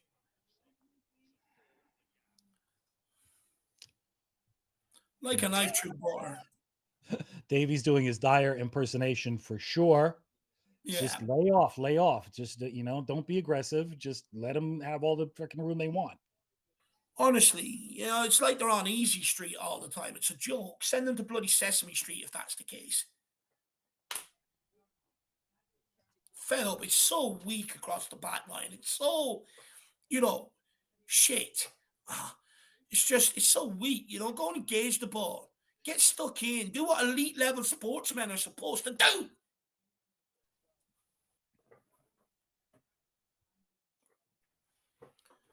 Yeah, he hasn't gotten close to Embuemo all match. But Nope. even if he gets closer, get closer. Mhm. Get your body to show him on the outside. He doesn't, because he has his body showing him on the outside, but he's too deep off him. He allows him the space to go inside, outside. Close that gap and show him the one way. Ball. Go on, Kane. Nice. Good Come on, look at him. Kolo. Look at him. If he's pulling it back, don't give away the free. Okay, nice. That was a Well corner. done, Emerson. So passive. So bearable.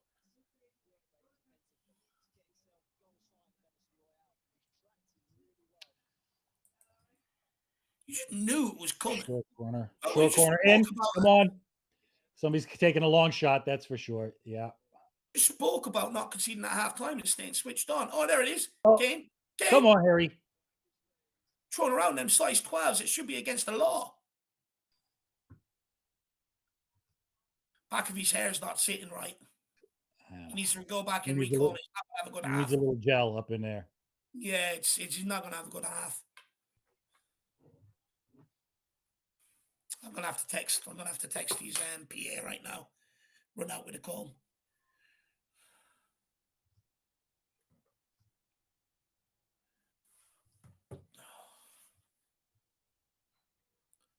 Yeah, 100% Jazz Fusion. I agree, man. We got a distinct lack of pace out there. I mean, okay, Danjuma has got pace on him. Richie's got pace in the team, but we never play those two together because basically we can't play them together because the finishing isn't there for either of them. So Sonny's pace just isn't what it used to be. Kulu doesn't have the afterburners. Man, we got to do something about that. Yeah.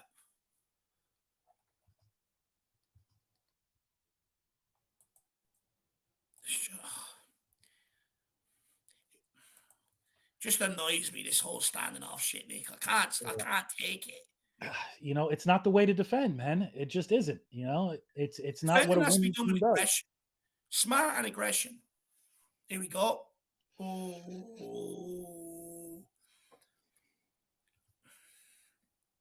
That's what I was saying at halftime. You know, we might come back not ruined taking more of them chances we have, because we've only seen one good 45 minutes in most games this season from this Tottenham team. Yeah, Iceman, I can't disagree, man. I don't think I've ever wanted a season to end quicker than this one, man. So bad. Sonny, is that? How is he not given that? He's putting through the air like a UFO, an unidentified flying object, for fuck's sake. How is he not given that? It was worse than Basumi's challenge. Bloody hell.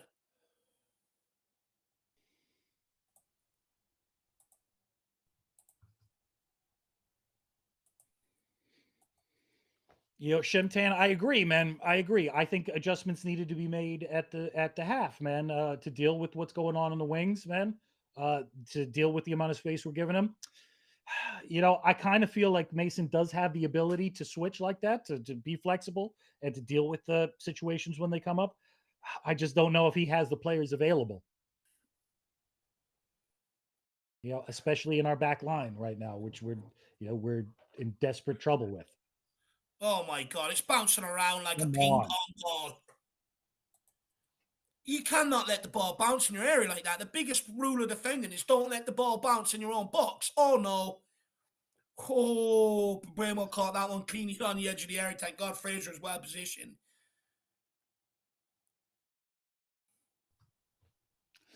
Oof, that could have been bad if that was a better placed ball. Nice crossfield ball. Come on, Basuma. We need you to get back in this game, kid. Sanchez. He's so awkward on the ball. Emerson. Skip. To Langley. Playing us into trouble. Here we are. Sanchez. He's nowhere to go.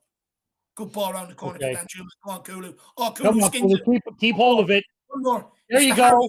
Harry. Oh, he's got Son coming in on the left-hand side. Composure. It's a 3-on-2 situation, Kane.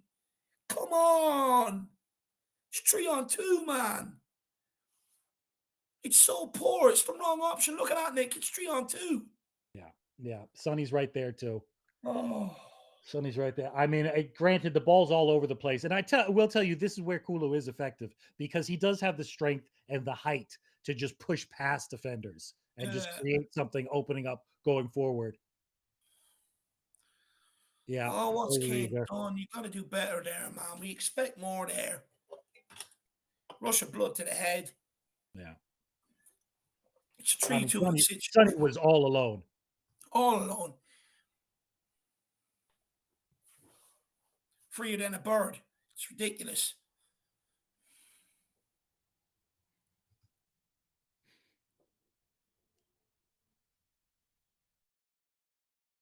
Oh my God. What's wrong with him? There's something wrong with him. There definitely is. It's another ball over the top. Emerson deals with it. Danjuma. Skip. No, we get clearance, actual clearance, man. No, this is not good. No, it's another ball in behind. Sanchez way off his man. Tighten up. And he's out of position. His back post. Ben Davies strong at the back post there. Just done enough. We need to fucking switch on back here. It's atrocious. Sanchez is 10 yards off him. And then he doubles down. He's way out of position. Yeah, Steve Lee, all of a sudden, Brentford definitely do look more likely, and that should not be the case right now. We're not holding on to the ball. This is my concerns coming into the second half. I knew this was going to happen. That Juma looks injured, though. Get a bit of medical treatment. He's holding on to the back of his leg. Is that a hammy?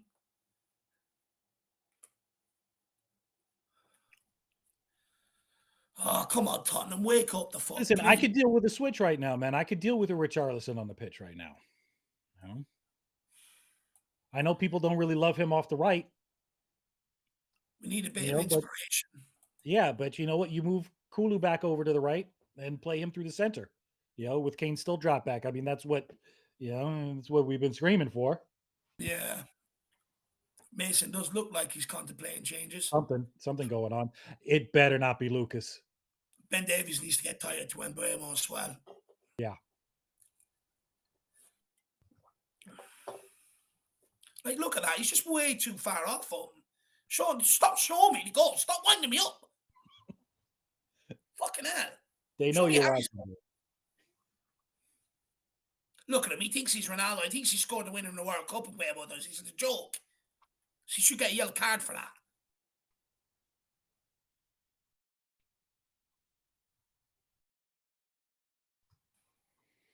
Long ball to Harry.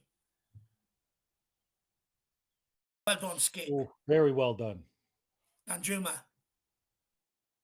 Just keeps passing it back, Danjuma.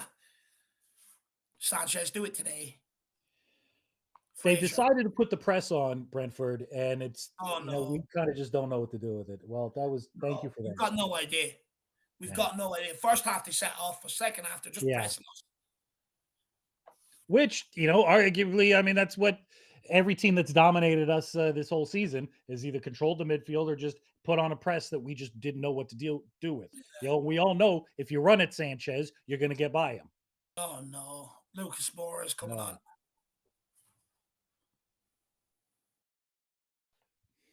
Go on, Sonny, get the pressure on here now. Well done. Get up close, win that. Well done, Skip. Go on, Vince Vega's at the game. Yeah, he is actually. Big up, Vince. Hopefully you're enjoying it. Vince, let us know what the atmosphere is like out there, man. Is any Levy outs going on there? Any chanting? Oh, this is bad. Ah! Fuck off him again. And Mbeumo again. This is ridiculous. That's ridiculous. That is ridiculous. No, I'm fed up with it. It's useless. Look at them. They're having the day of their lives out in the sun here at the Tottenham Hotspur Stadium, and our fans look depressed. It's a bloody joke. It's a fucking joke. How can you go from being so commanding to being under a little bit of a press and then absolutely capitulating? We had absolute control of this game, man. That's a free kick on Harry Kane to start with. Yeah. And it's just one straight ball. It's just one straight ball. Hold on. Are they going to pull this back? Are they taking a look at this? Because that is clearly a free kick. Too easy in behind. And this is what I keep talking about, Ben Davies at left back. He's shit. He's thrown his hands up at, by the way. He's got absolutely done. Look at his reaction. Look at his reaction. It's you that got done, dumb. You absolute turnip. What an absolute melon. What has he done? What has he bloody done? It's one straight ball in behind. It's been going on all game. What are they taking so long for? It's either a free kick or it's not. Sue Smith, bloody hell is correct. I think that is, you speak for all of us right now. Yeah, sorry. Yes, I do. I just don't want to believe it. Oh, they've given it. Yeah. Oh, it's shocking by Ben Davies. It's absolutely shit.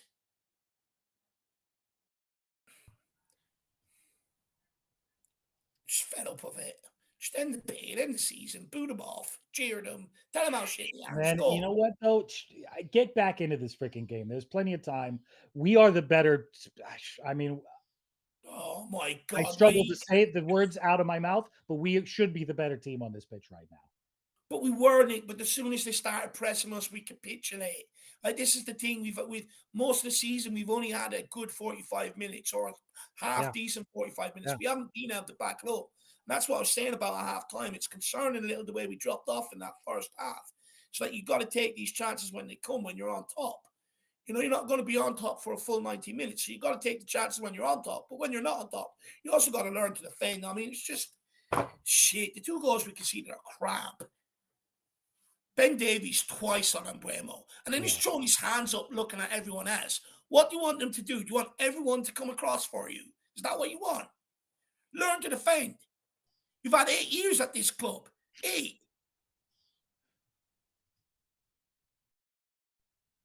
Oh. I'm going to scream.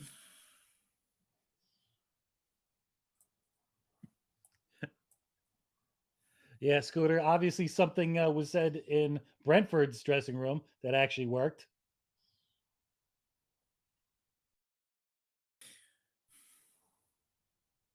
Oh, we're going to start this shit. We're all sitting off the ball again. Look at this. It's embarrassing. Yeah, we're 2-1 down. No urgency to go and get the ball back. We're so, like, there's the smarts in this team is unbelievable. Spot. When you're 2-1 down, it's up to you to go and get the ball back. All they want to do now is just pass it around. Come on. Ref. Come on. Sir? You shouldn't get the ball. Book him. Henry. Lucas on. For Danjuma. Very disappointing today, Danjuma.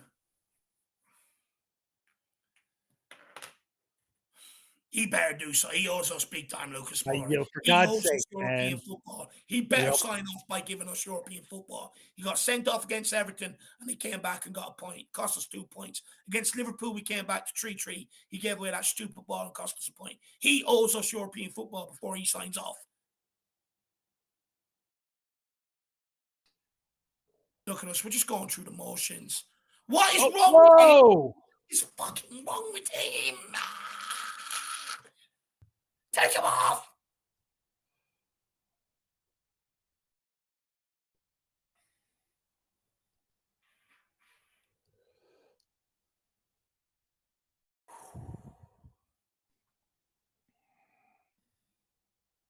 I don't even know what to say to you, Nick. I just don't. Yeah, I don't know. I'm stunned right now, man. There's no way that we should be in this position. We've just completely once again it's down to defense. But you know what? What's happened to the midfield too?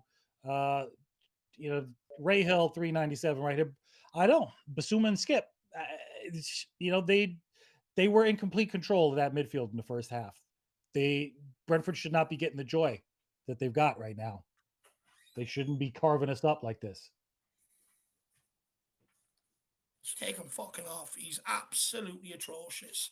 He is a honestly, he is a donkey. There's something wrong with him. His feet must be on the wrong way around it because every time the ball comes to him, it's bouncing off him like it's a fucking ping pong game. Come on. Honestly. Come on, Tottenham! Backwards. It's a joke. Now you've got Lord. It's Lucas Moura running around like a lunatic. Can't even get the ball under control. No, why did you slow down there, man? I don't know. Basuma's looking a little bit scared now in the second half. He's probably bollocks, big question marks over how fit he actually is. Mm-hmm. Sanchez, oh my Lord. Oh, Kulu. Ref, he's pulling him back. Mm-hmm. He is pulling him back. All right, thank you. Jesus Christ. It's not like he's shoplifting or anything. What's he grabbing him for? Look at that. Jeez, if you want his jersey, just ask him for it. He'll sign it and everything. He's a nice guy. Pulling it off him. He's going to have whiplash.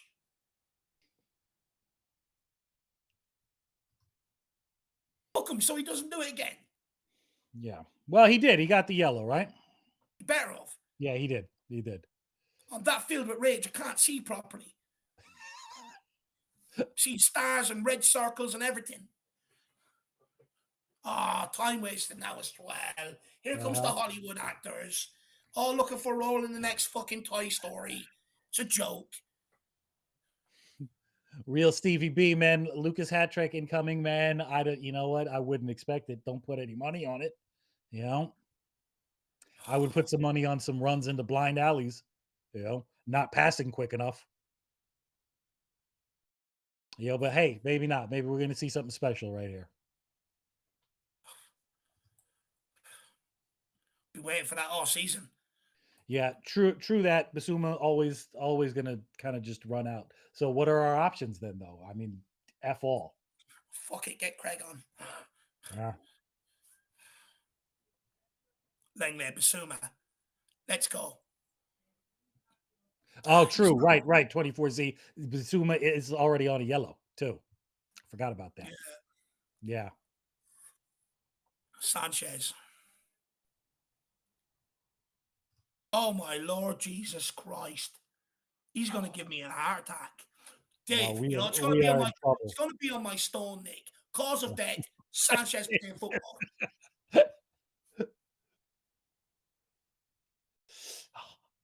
Okay, nice. Come on. Find the end product. End product, Lucas. That ain't it. Jesus Christ. Looks like he's now playing through the middle with Kulu out on the right. Basuma. Here we go. There we are. Basuma on the ball. Still got something. Kulu. Emmer goal. Oh, it's a shit cross. He's been underwhelming today, largely. Yeah. Get Porro on. Why is Porro not on? 2-1 down. Why is Porro and Perisic not on either side? Absolutely. Get Sanchez off. Put Porro on. Get Porro on. Get Perisic on for Davies as well. Yeah. Go for it. 100%.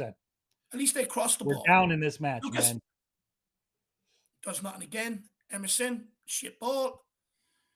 And it's a free out. Fuck me. Just get Porro and Perisic on the pitch, please. I'm going to scream. I'm getting a drink. All right. No problem, Dave. Lucas trying to do the bob and weave, but, as we know, man, it's just like he doesn't see further than what's 2 feet in front of him. The game is slowed down uncomfortably as well. Brentford may just try to sit back and see what we do.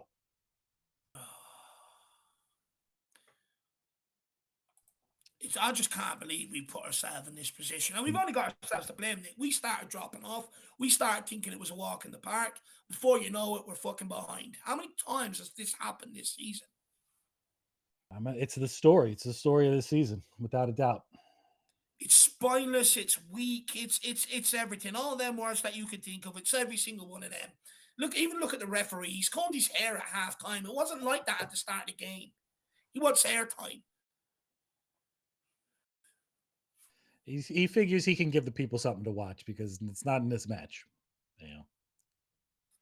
How long is he going to let this go on? 2-1 down without bringing on 2 more attacking players. And how Lucas Moura, again, just to give him a send-off because he's his buddy, he doesn't care about European football, by the way, Mason.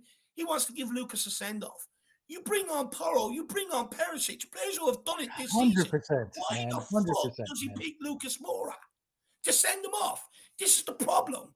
This is the problem at this club. Sentimentality. That's why Bobo the Clown and Davies is playing out there today. That's why Lucas has come on before Porro and Perisic, who have more assists than him in one season than what he does nearly over his entire Tottenham career. It's a joke. The whole thing stinks. Absolutely. We need to get Porro on that pitch immediately, man. He's been our best career the last few weeks. Yeah. Mason has no reason at all to drop him today. Kulu's hurt. Head, not good. Richie and Porro about to come on. Scooter, you see something?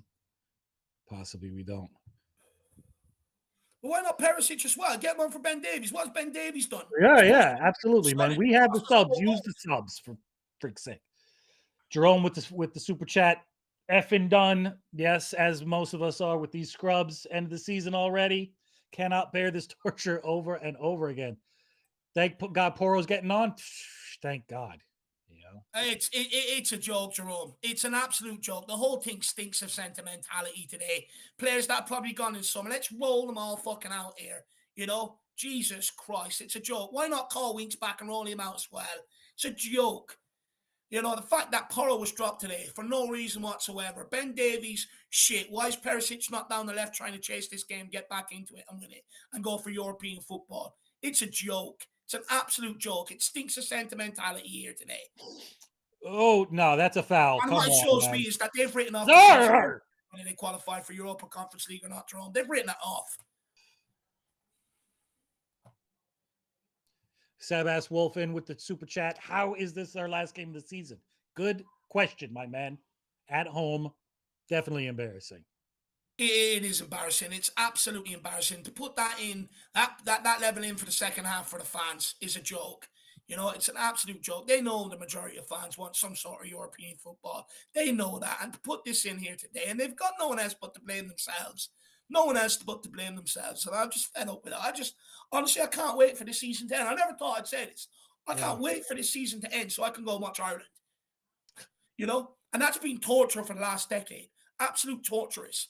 Here we go. Richie and Porro coming on. About time. Richie and Puro coming on. Only about 25 minutes too late. But anyway, and it's Scooter, Royale. Oh my God. Scooter React's bringing up a good point. Does that count as 2 assists for Davies? Yeah, pretty much. May as well. Kulu off, Emerson off, Richarlison on, and Porro on. How Sanchez hasn't been brought off, I do not know. How Davies is still out there, I do not know. You know, and this is what I keep talking about with these guys. Like, you know, Davies, like people have sort of praised him. He hasn't been as bad as the others. It's like, it doesn't matter. Anytime crunch time comes around, he's going to let you down. He's not good enough. And the reality is, if he's kept around, he's going to play. You know, he's going to play at some stage. And the reality is, just nowhere near good enough. He can't cut the mustard. We're talking about whenever Brentford, he's targeted. We're talking about Mbuemo here. We're talking about Mbuemo. We're not talking about exotic wingers. No, you're right. Whenever he is specifically targeted, same with Sanchez, though, too, you know, just run at him because he does not have the pace and he does not have the reaction time. And clearly, as we know, he will back off you. You know, he's good if there's something in the air and he's got to just make a last-ditch effort. He can clear a ball out there, but man, you know, that's luck. It stinks of sentimentality today, though. That team selection, the substitution, the fact that Lucas is on before anybody else, and he's cost us. He's helped cost us European football this season with his 2 mistakes off the bench. It just stinks of sentimentality. And do you know what? They're expecting the fans to applaud these guys. That's what it is. Don't do it. I encourage, please, if anyone knows anyone at the game, text them, encourage them not to applaud this shit. The fact that they think they can roll out a Sanchez, the fact that they think they can roll out a Moura out of sentimentality to give the fans one last go of these guys, it's not good enough. Boo the shit out of them, boo them off the pitch. Fucking club is rotten, man. Who thought this would be a good idea?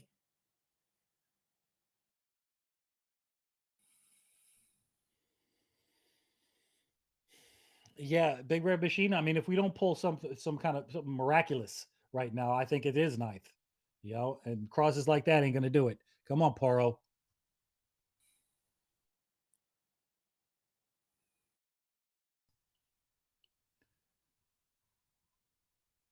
Sanchez with the ball way up high. He's gonna get found out up there. Who's running? Who's moving for the ball? There's no one moving. Nobody. Everybody's static right now. You know, have a plan, man. Have a plan of what you're supposed to be doing right now. Anyone wonders why I lose my mind? I'm just seeing lack of basics. What the hell is that, Lucas, man? Is that supposed to be a shot or a cross? Or are you just passing it to Raya? Just got scared and blew the ball away. Mason, you can shake your head. Go fuck yourself. You chose to bring on Lucas Moura before Porro and Perisic. You chose to play Sanchez out today. Fuck off. You chose to play Davies. Oh, I want to see him shaking his head. Oh, I'm disgusted what's going on. If you're disgusted, you wouldn't have played Lucas. If you're disgusted, you would have not played Sanchez. Simple as.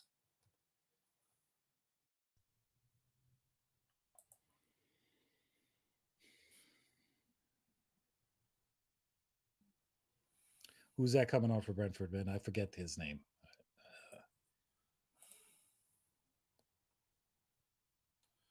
I haven't a clue. Yeah, it's Jorgensen, right? Ball watching at the back, clearly. Leighton Evelyn with some amount of confidence in there, man. I applaud your glass half full mentality, my friend. Oh, big old Leighton. Yeah, Shem, in the first half, we were all had the wool pulled over our eyes. Dan Coy says, member for 15 months, completely missed the game at work, 2-1 down. Dan, yeah. You turn it off after 20 minutes. Go home, watch the highlight, watch the first 20 and turn it off. After that, it's been useless, man. Useless. All they're doing is pressing us. It's so make easy. something happen here, man.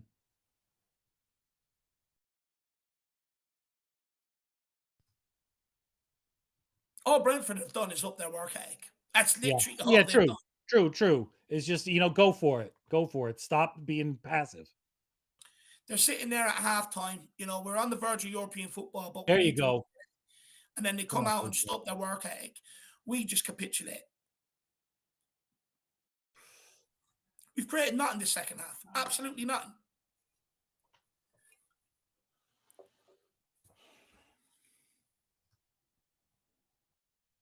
Basuma. Into Lucas. Into Kane. Out wide to Porro. Porro with the cross. Yeah, but they're sitting out. Richarlison. Penalty. Come on, Harry. That's a penalty on Richarlison, surely.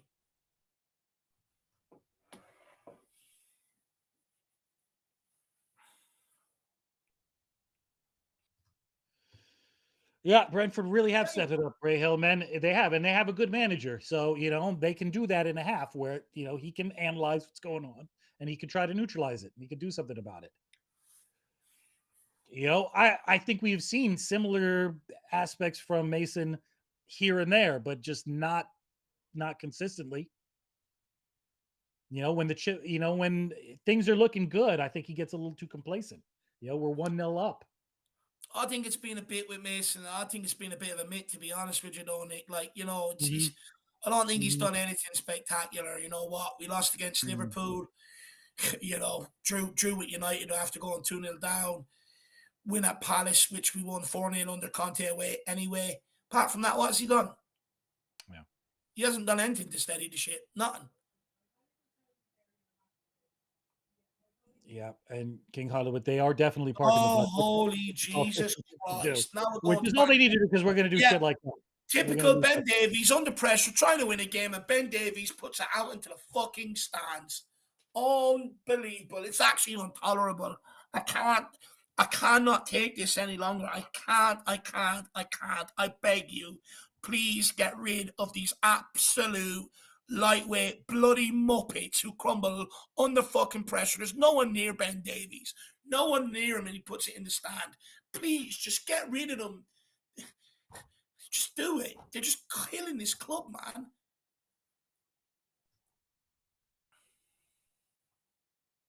It's just simple switch of play. Fuck me, Nick. You would have done that getting out of bed at 5 o'clock this morning. I mean, if you're talking about a sleepy performance in the back line, yeah, you're absolutely right. Leighton Evelyn with the super chat. Dave, I just don't care anymore. I've had enough. Says it all, buddy. I'm at the same point at this rate, and I can't take it any longer, man. It's just Wolf Mauler, Glenn. You saw Glenn Hoddle out there, or you saw King Hoddle out there? Glenn Hoddle's in the stands. I just can't take it. Definitely. Just can't take it anymore. I'm with you, Leighton. I'm with you. Look at the Spurs fans. They're all just everybody's had it, man. So used to it. Yeah, everybody's had it. This is just, it's Groundhog's Day.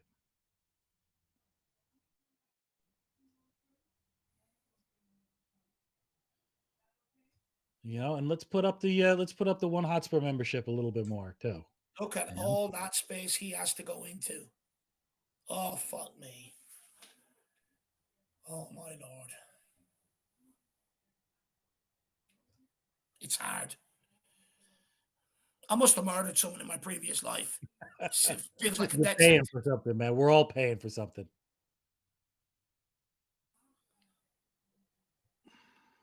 It's all across left to right. Someone start trying to break the lines, for God's sake. Did I not understand we're 83 minutes in? I'm done. I can't take it. It's a shitballing by Porro as well. It's dreadful. Yeah. It's useless. Perisic getting ready to come on. That's a little bit too late. But, I mean, for God's sake, it can't get worse. I need to bring him on now. Should have been brought on after the second goal went in, for fuck's sake. And if you were a smart manager and you've been keeping an eye on what's going on this season, you would have brought him on after the first goal went in for Davies. Bringing him on now, what's the point?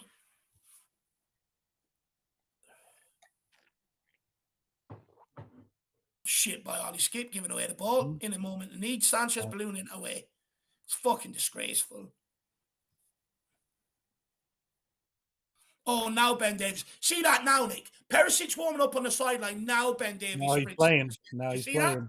Do you see that? It's He fucking doesn't acting is what that is. That is acting and taking the absolute piss. Yeah, Now I'm sprinting to the space. Now Perisic is warming up. He wants his Absolute last clown. acts to look like he's been contributing to the game. Yeah, clown. What a hider. Sebas, I don't blame this performance completely on Mason, but there's some positive actions that could have been taken a lot earlier. Like Perisic. Like, you know what? I'm sorry. Put Richie. If you want to put Lucas on, put him on the last 5 minutes. Put Richarlison on because he's been a little bit better. Just something that's going to, possibly help. Because I don't see how Lucas helps the team. Like, the thing is, right, I struggle to put anything on the managers over the last couple of years because the reality is we know we've got players that aren't good enough. But, he could have played Perisic instead of Ben Davies today after Ben Davies being shit on the ball the last 2 weeks. Chose not to. Could have played Papa Massar instead of Skip today. He chose not to. He could have played Emerson inside at centre-back and played Porro at right-back. He chose not to. He could have brought on Richarlison, Porro, or Perisic, all before Lucas Moura. He chose to give Lucas Moura a goodbye when we're 2-1 down.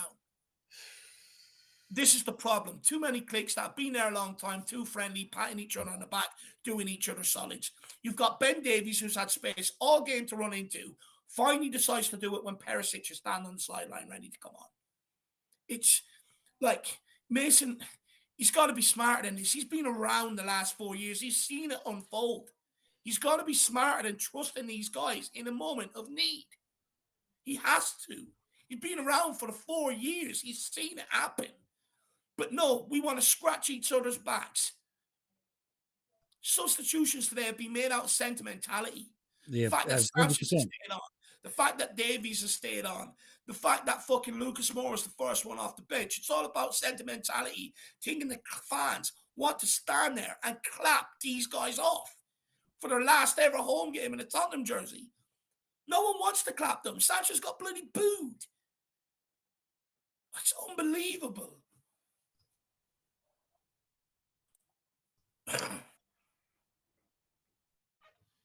Yeah, it has.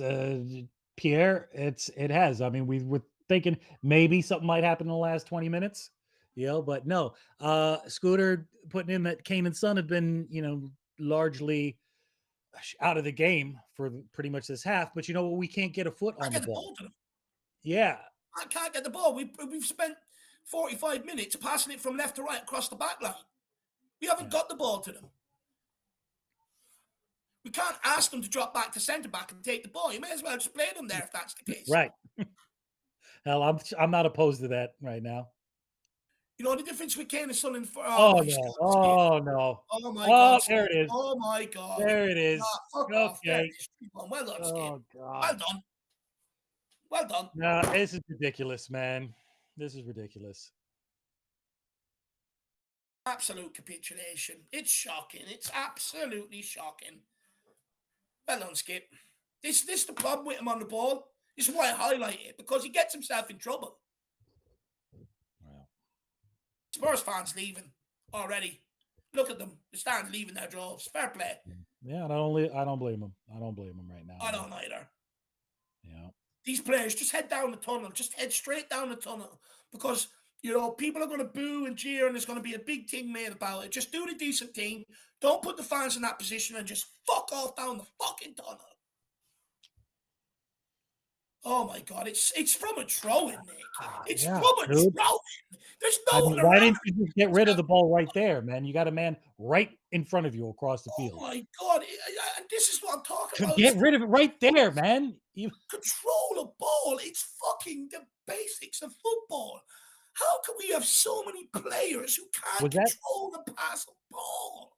How? It's embarrassing. There's better players on my local Sunday League team that can do that. They can't even do the basics, man. It's control the football under no pressure. You know what? I got to say, he had a good first half. The entire team, man, just what the hell happened, man? What the hell happened in the second half?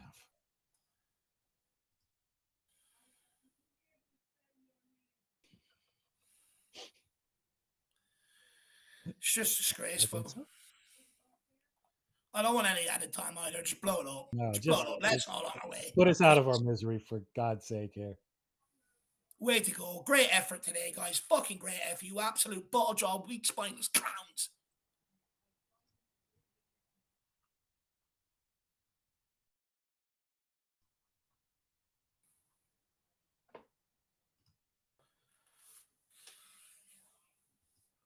Yeah, no Ivan Tony, no problem.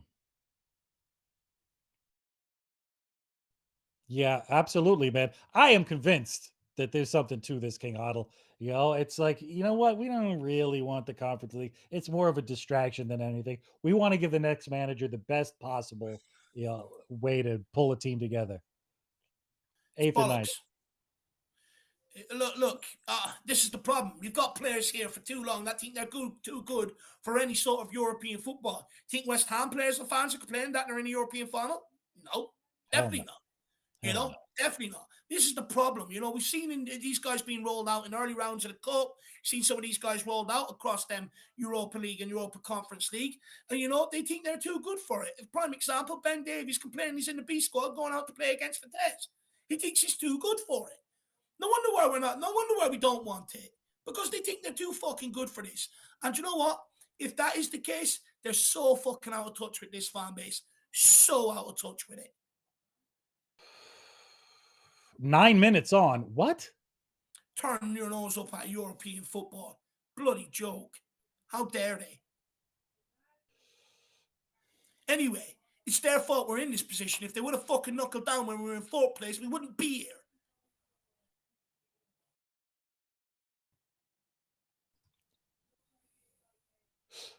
Oh, good Lord. It was a decent headed effort by Richie, but just not the accuracy. Oh, he's got another bite at it. Oh.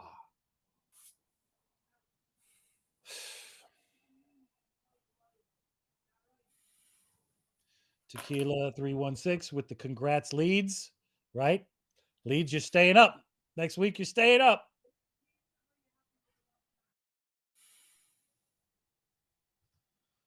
Super chat in from Jerome. I swear, if the fans don't give those pricks a barrage of abuse when they come out again, I am done with this club.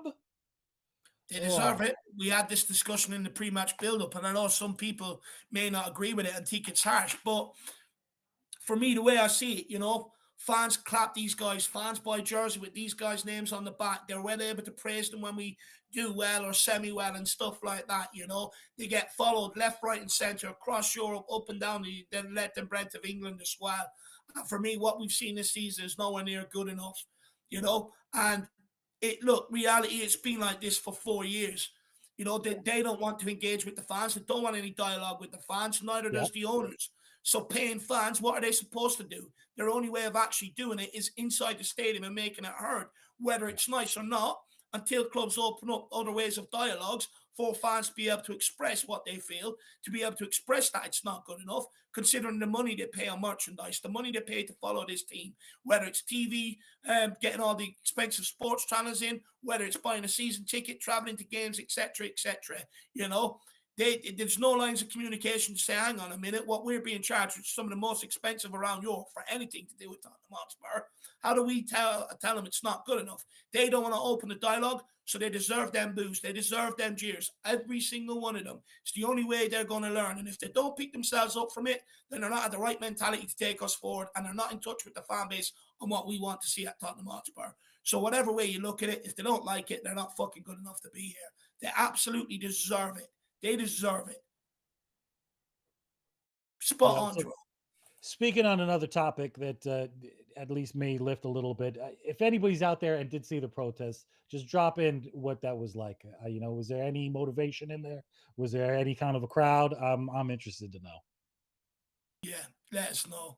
they'll definitely get a barrage of abuse at the end of the game, and they fucking deserve it too. Definitely deserve it. But Jerome, you're absolutely spot on. Absolutely spot on. They deserve it. You can't expect people to stand there and applaud and clap. But that's what Mason or the club expected by bringing on Lucas Moura first, rolling out some other individuals. That's what they expected. They took it for granted. They already preempted it was going to happen. Well, let's show them how out of touch they are and make sure they hear how satisfied we are. Lovely, loves music. Big yourself up, man. Hopefully you're keeping well. I haven't seen you in a while. Says see you next Tuesdays. That's exactly what they are right now, my man. Definitely, absolutely. We didn't like what Conte said about these players, but the reality is every single fucking word is true. Yeah. We didn't like what Jose Mourinho said about some of these players. The reality is every single fucking word is true. Have they done that and to put them words wrong? No.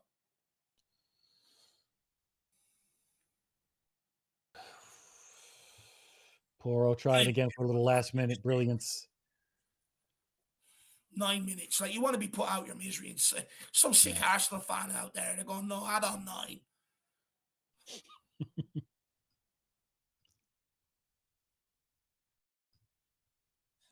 Where was this during the half? Where was this bombardment during the half?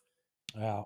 Again, unfortunately, Brentford's tightened up their defense fantastically. Yeah, we can't get a clear shot off. James Kofi with the super chat. The only silver lining is that surely Nell Mason ain't getting a job. Yeah, I think you're spot on there, buddy. Brentford playing with 2 keepers today. James, he should have been nowhere near considered for the job in the first place. Nowhere near it. Nowhere near it. He's too buddy with a lot of these guys. And where, we didn't want managers that weren't friendly with these guys. And when we had them, we all said, but we need someone that is friendly with these guys. Well, guess what? Regardless whether you're friendly or not nice to them, they're just going to abuse that relationship. They don't actually care. You think they'd actually have the respect for Mason as a mate and actually try and put it in for him, right? Then he couldn't even do that. Couldn't even do that for his own mate. What does that tell you about some of these guys? But look, Mason should never have been on the list anyway. Never. He shouldn't even be in the dugout right now. As soon as we sacked Conte, international window, you had a whole week before you sacked them. Should have been in talking line and someone up then.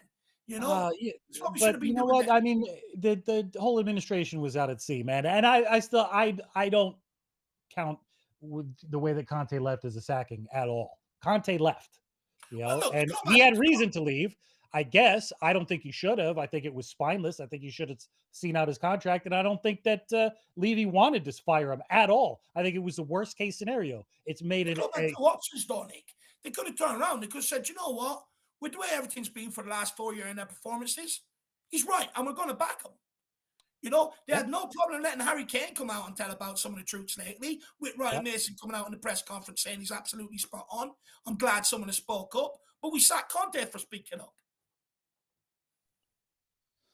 Anyway, look, it's not even about that anymore. It's done, it's dusted. But the reality is, the point I'm trying to make, really doesn't matter what approach you have with these guys. The reality is, they're just shit.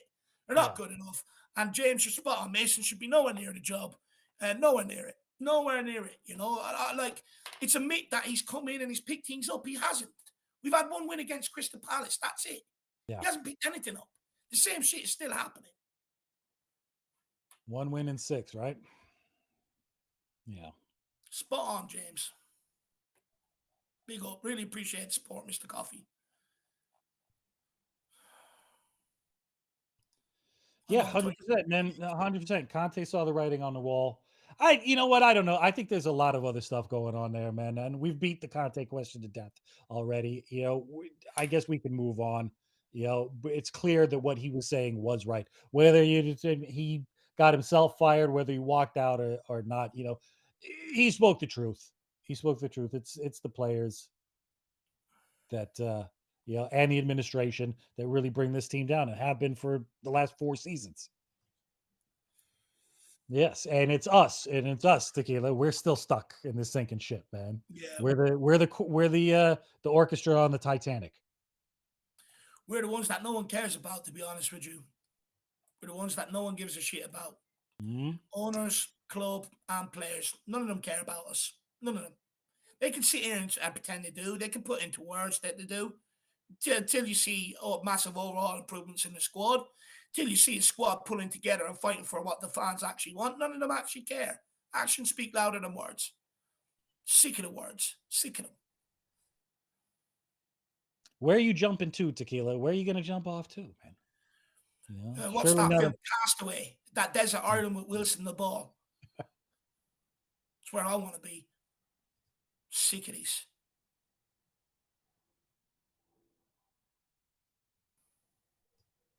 Just end it. Jesus Christ. How long is this? It's the longest 9 minutes of my life. When we're winning, it flies by. Thank fuck. Thank God. Right. Game is over. I want to see what happens now with the players and stuff like that. Scooter React saying getting booed. I'm going to turn up. Por favor. Fans are not happy. Not happy, no. Who's that holding up the Lucas jersey? Please, don't do it. Please. Ryan Mason shaking his head. What are you shaking your head for? You chose to be sentimental today. That fucks Europe. That fucks Europe. No European football for anyone next year at Tottenham. No. John Fitzpatrick. Jack knows he's a Yank. He knows that. Oh. Let's see whether people stay around. Let's see what happens after.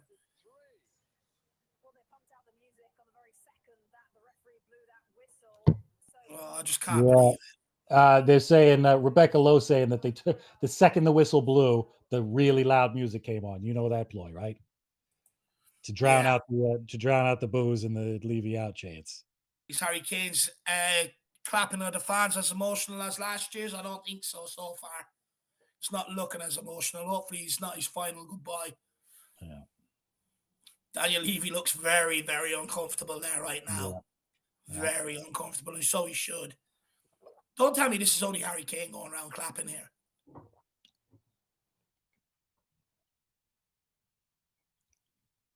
Is he the only one?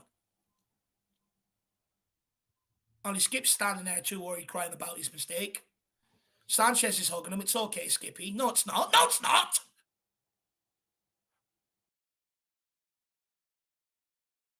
I think Harry Kane, so far, by looking at it through the cameras, is the only one that's actually walked around the pitch applauding.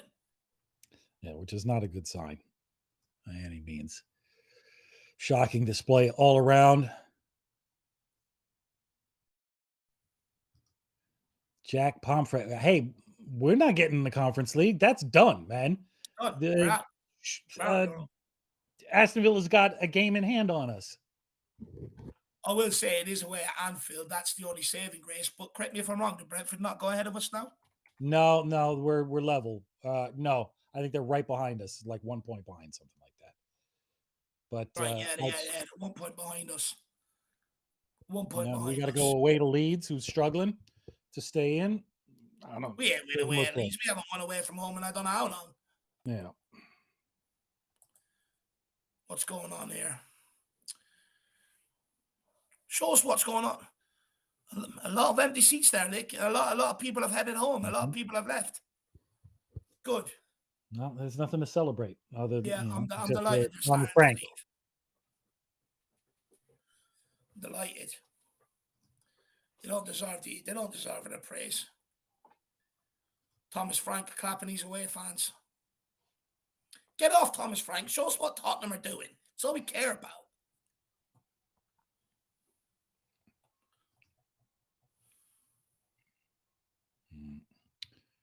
Are they saying that about the Tottenham players are acting like that, Nick? Any of them stay out of that?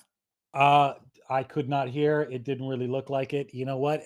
From what I could see, this was they're trying to deviate from possibility of negative chanting going on. You know, there's a very little view of the crowd.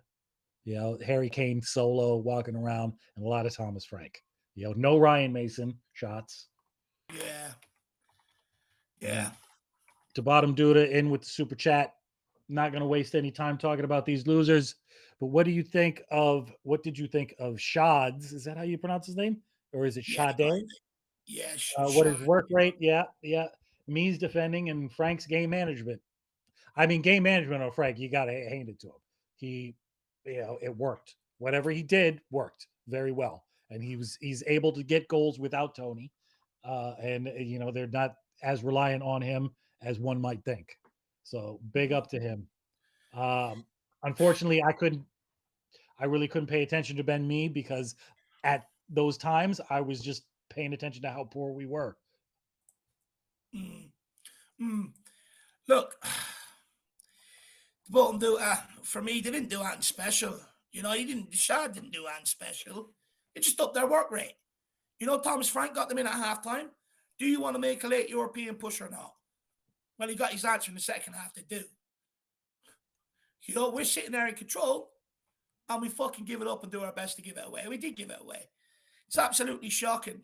Like, I'll be honest, I wouldn't take most of that Brentford team. I really wouldn't. But they're just working. Yeah. They're working in and out of the ball. And that's it. They're a team. And when you have them qualities, they outdo individual talent every single day of the week. And that's what we saw here today. That's what we've seen most of this season. When we've come up against teams like this, we have much better players. But when you're not a team and you don't want to work hard, you're going to get bet. You're going to get turned over on your day. That's how giant killings happen. It's happened to us far too regularly across Europe, across England for the last 4 years. And it's why it keeps happening. You've heard Harry Kane speak about the culture and that inside the dressing room. Many people are coming out as well talking about splits in the dressing room and all this sort of shit. The reality is half of them players out there today, they're too good for the Conference League, according to them. Too good for it. You got Ben Davies who complained about being in the B team and sent out to play against Vitesse and got Nuno sacked. It should be a fucking honor. It should be an honor, especially when you're as shit as Ben Davies. You got Davinson Sanchez just afraid to bloody play. Rolled out there today so the fans could say fucking goodbye. Fuck that. Bring up Alfie Dorrington and play him. Skip. I've highlighted how bad he is on the ball. And it came to light there today. And it's what ultimately took the game away from us completely, was that mistake. Lucas Moura being brought off the bench before any bloody ass. When are we just going to accept these guys are not good enough? They're nowhere near the level of what we need. And, even a crunch game for Europa Conference League, which is fucking 7th place in the league. 7th. They bottled that. They can't even stand up to that. And they've played against Forest. And they played against Sheffield United in the fucking FA Cup. They've had to play a large majority of the season because of injuries and shit like that. When are we just going to accept, when there's games like this, just at all costs, pick a team that doesn't involve these guys? They just do not care about us. They don't give a shit. They're so far out of touch of what the fans want. It's absolutely bloody disgrace. It's a bloody disgrace. And the things I'm not going to sit here, I'm not going to praise Brentford. Yeah, Thomas Frank has done a good job. Yeah, they work hard. But that's what bet us today. Yeah. Well, it's also, man, it's also the what we've seen time and time again, especially at the beginning of this season, where we have a decent first half. It's just complacency. It's no desire. It's no, we just think we're just going to roll through it. Hey, we beat Brentford all the time. We're just going to do it again. I don't know where these players get this audacity to think it's just going to happen easy like that, and that's what I think, because it's the only thing that makes sense as to why we keep seeing these performances. It's just that they think that they're better than the level actually is. Listen to this as a stat. Tottenham Hotspur will finish with 60 or fewer points for only the second time in the last 14 Premier League seasons. The last time was 59 points in 2019-20. So, it's a clear indication that these guys that we keep fucking highlighting are nowhere near good enough. Yeah. Nowhere near it. Yeah. That's shocking. Michael Cronley Gray with the super chat.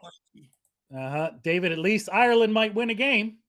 You got that to look forward to. Yeah, we'll smash Gibraltar. I can't wait to get up there, watch Bazunu, Ferguson. And, if you want to know why I go on about so much about giving youngsters a go when senior pros don't want to do it, look at Ireland. Prime example. For a decade, we kept on picking over-the-hill players that have been tried and tested and never produced. Now we've gone down a route and we've got as many of the under 21s as we can in place. And they're starting to gel together. They're starting to play a bit of decent ball, and that's why I say, sometimes you just have to freshen it up.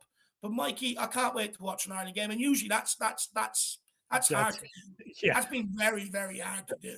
But I cannot wait to go and watch an Ireland game and take my mind off this shit. Because the reality is, at least I'm watching players who care, who have a bit of pride about them. Not these numpties, not these muppets who sit off. Ben Davies for both goals. I mean, it's horrific. The first one, he's 10 yards off from trying to show him on the outside. But what he fails to realize is when you're 10 yards off him, he has room to go either side, regardless of what way you shape your body. You've got to get close to him, 5 yards off him. Close that by 5 yards and then shape him on the outside. Second goal, it's one just long ball in behind. He gets done so easy. It's unbelievable. And then he throws his hands up, blaming everyone else.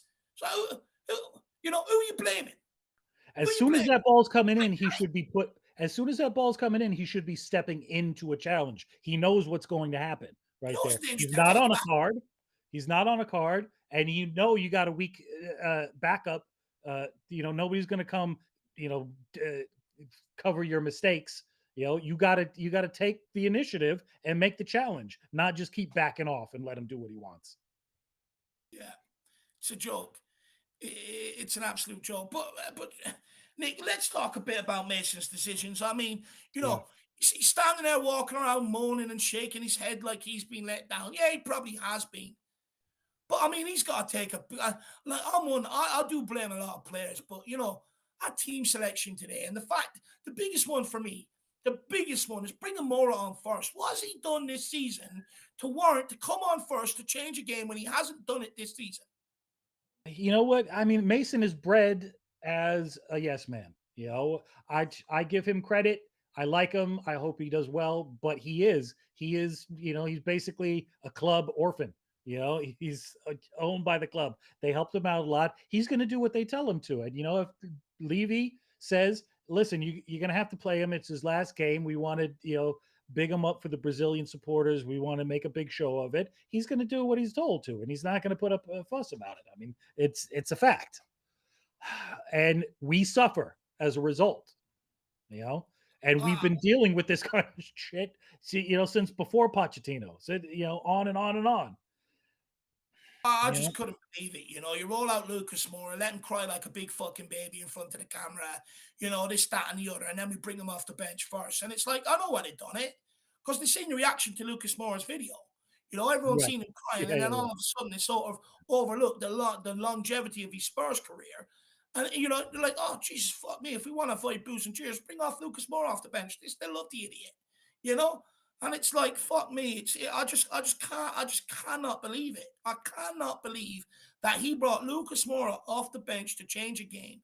The guy can't even control a ball. I just cannot believe it. You've got Porro, who's been our most creative player of recent. You've got Perisic, who has some of our most assists in the squad. You bring on Lucas Moura, who cost you against Everton, who cost you against Liverpool. It fucking stinks. It stinks of sentimentality. It really does. And it's absolutely unbearable. Tyler, for 12 months, remember, he says, didn't realize we had the early game. Thank God I didn't watch. Why is Skip still starting? Why did Sanchez get a start? Bald Conference League. Nick, do you want to take that? I don't even know. I mean, Tyler, there's, as far as the starts go, we don't, it's injury to Romero. You got to do what you got to do.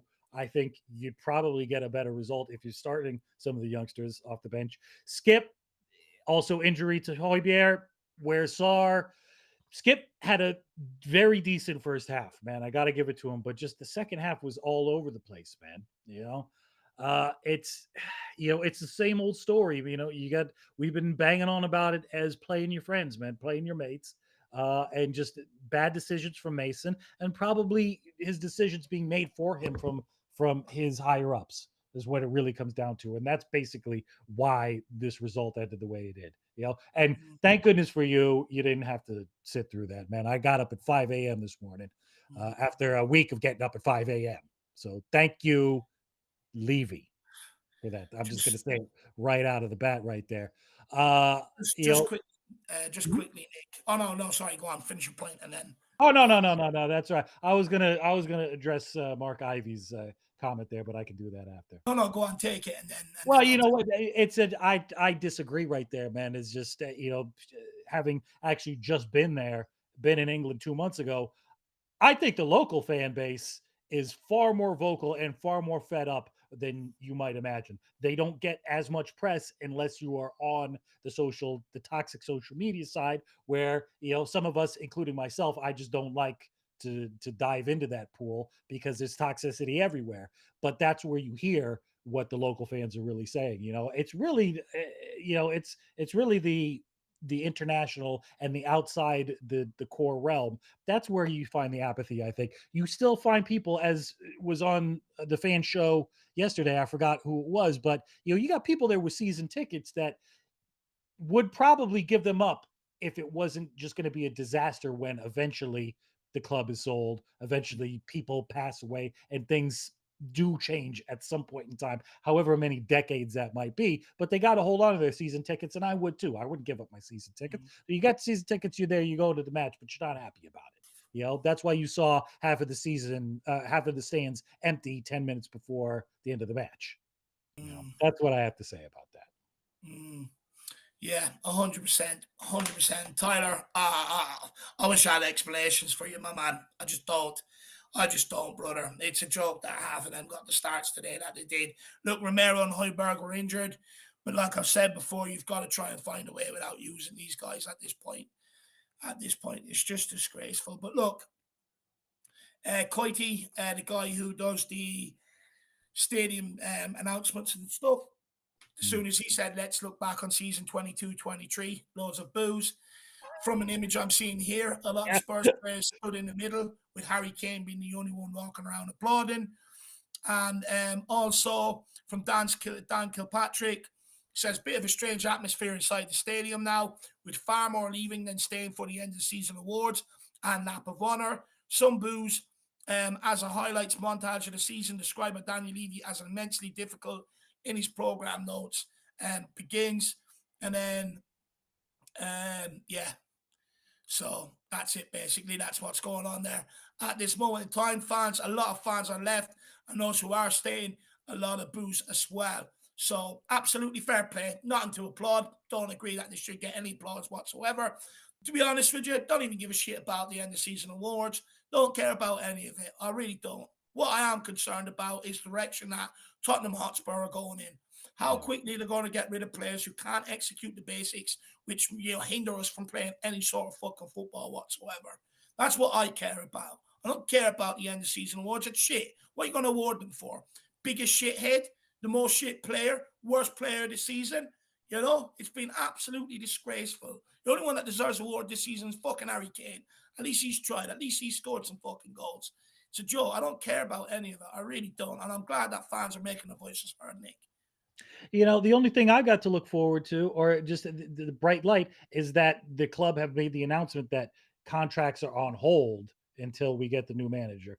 I mean, if they weren't under so much pressure right now, Dyer would have already have his contract. But the only saving grace may be the fact that we're so shit right now, is that he should have his contract signed. By the way, this club usually does its business. He would have his contract already, but they're on so much scrutiny right now that they can't, because it would be such a bad press move, such a bad PR move. So contracts need to be put on hold entirely until we get the director of football and the manager sorted out, and they can sift through this pile of dog shit and throw the shit out, basically. I'm hoping that's the case. That's what the overarching plan is going forward for the next 2 months. Yeah. We need a massive overhaul. And the thing is, we can't, there's no excuse anymore with keeping some of these guys around. I don't care. You've got to find that money from somewhere, and you've got to have that overall. Well, you've got to give Spurs fans a chance heading into next season. You can't do bits and pieces and say, oh, well, money, this, that, and the other. I don't want to hear it. Joe Lewis upped his net worth over the last year by 800 million. There's fucking money there. overhaul. No longer should we have to persist with guys, even in a backup role. I no longer want to see it. And you know what? I hope Arnie Slot comes in and makes drastic changes across there. No sentimentality whatsoever, because it's just killing this club. And look, the owners get every bit of anger that's shown towards them over the summer until things are put right. Because the reality is they haven't continued on through a plan over the last 4 years. They just haven't. And it's on them as well. Today is just one big clusterfuck. Not having a manager in the dugout or a guy in the dugout who is an intern come back to haunt us because he's friends with players. You got players you don't care, and the culmination of what we saw there today is because the owners have not done enough across that back line to address the issues. So today is one big culmination of how shit fucking Tottenham are. Yeah. I mean, it was. You know what? It represented this season and the last 2 years in a nutshell, right now. Flattering to deceive with a little bit of push, forward, and then complete capitulation at the end. Big up Kuva 99. Let me get that recipe, man. That sounds delicious, and might take my mind off of what I just sat through, what I woke up at 5 a.m. for. Little fish sounds nice right about now. Well, Son has won Goal of the Season award for his strike against Brighton. And Harry Kane sweeps up all 3 Spurs Players of the Season awards from the fans. So, I mean, no surprise there. No surprise whatsoever. But honestly, Nick, I don't even know if I can talk about this shit any further today. I just want to go and fucking... I agree, buddy. I've had enough. I'm angry. I'm upset. And I'll end up saying something I regret. I'm just so angry, man. I'm so angry. I need time to calm down, gather some thoughts, and maybe come back another day and speak about this or what's going on, because I've just had enough. There's not more I can say, to be honest. I'm just angry. Oh, man, I'm off. I'm going to go take the young lad to a birthday party and then just make fun of the other parents in my own head to try to just take my mind off of this nonsense. Yeah. With that being said, Harris Army, thank you for joining us here. Come back next week for a more disappointment if you'd like. See Leeds pull their way up by the bootstraps into staying in the Premier League. Probably. I'm sorry it's so depressing right now, but I think the majority of the people still watching right now probably feel the same way. David, always great to be here with you, buddy. Always great. I'll be around next week, no problem if you need some support. Much appreciated. No, it'd be nice for me, you, and Sean and Jacko to sit there and finish out the season, all together. It'd be really nice. So if you could, that'd be awesome. I just want to say to everyone else out there today, thank you very much for your support. Thank you very much for engaging in the conversations that we've had throughout the day. Really appreciate every single one of you for that. I actually don't even know what to say to you fans anymore. I really don't. I know people turn to me for positivity or maybe a different thought on certain things that are going on, but I don't have any. There's absolutely none. This club is in a bigger mess than what I could have ever imagined, if you want me to be brutally honest. Look, we've got one last chance, providing Liverpool do us a favour, to try and eke out the Europa Conference League. It's just a sad day. Everyone, I'm going to do you a favour. Go off, enjoy your day, do something different. Try and forget about this team. It really isn't fucking worth it. I'm done. I'm beat. Levy, Enoch, fucking hang your heads in shame. Sell up if an offer comes in. Please just end this pain. Players, just don't up. Stop putting us fans through this pain and hurt. If you're not good enough and you're not good enough to be here, and just sit down and fucking put us out of our misery and fuck off. Please, and just getting a manager that can actually do something, that to take this club forward. I'm over and out, Nick. I'm done. I'm defeated. All right. Adios, Harris Army. See you next week. Everybody!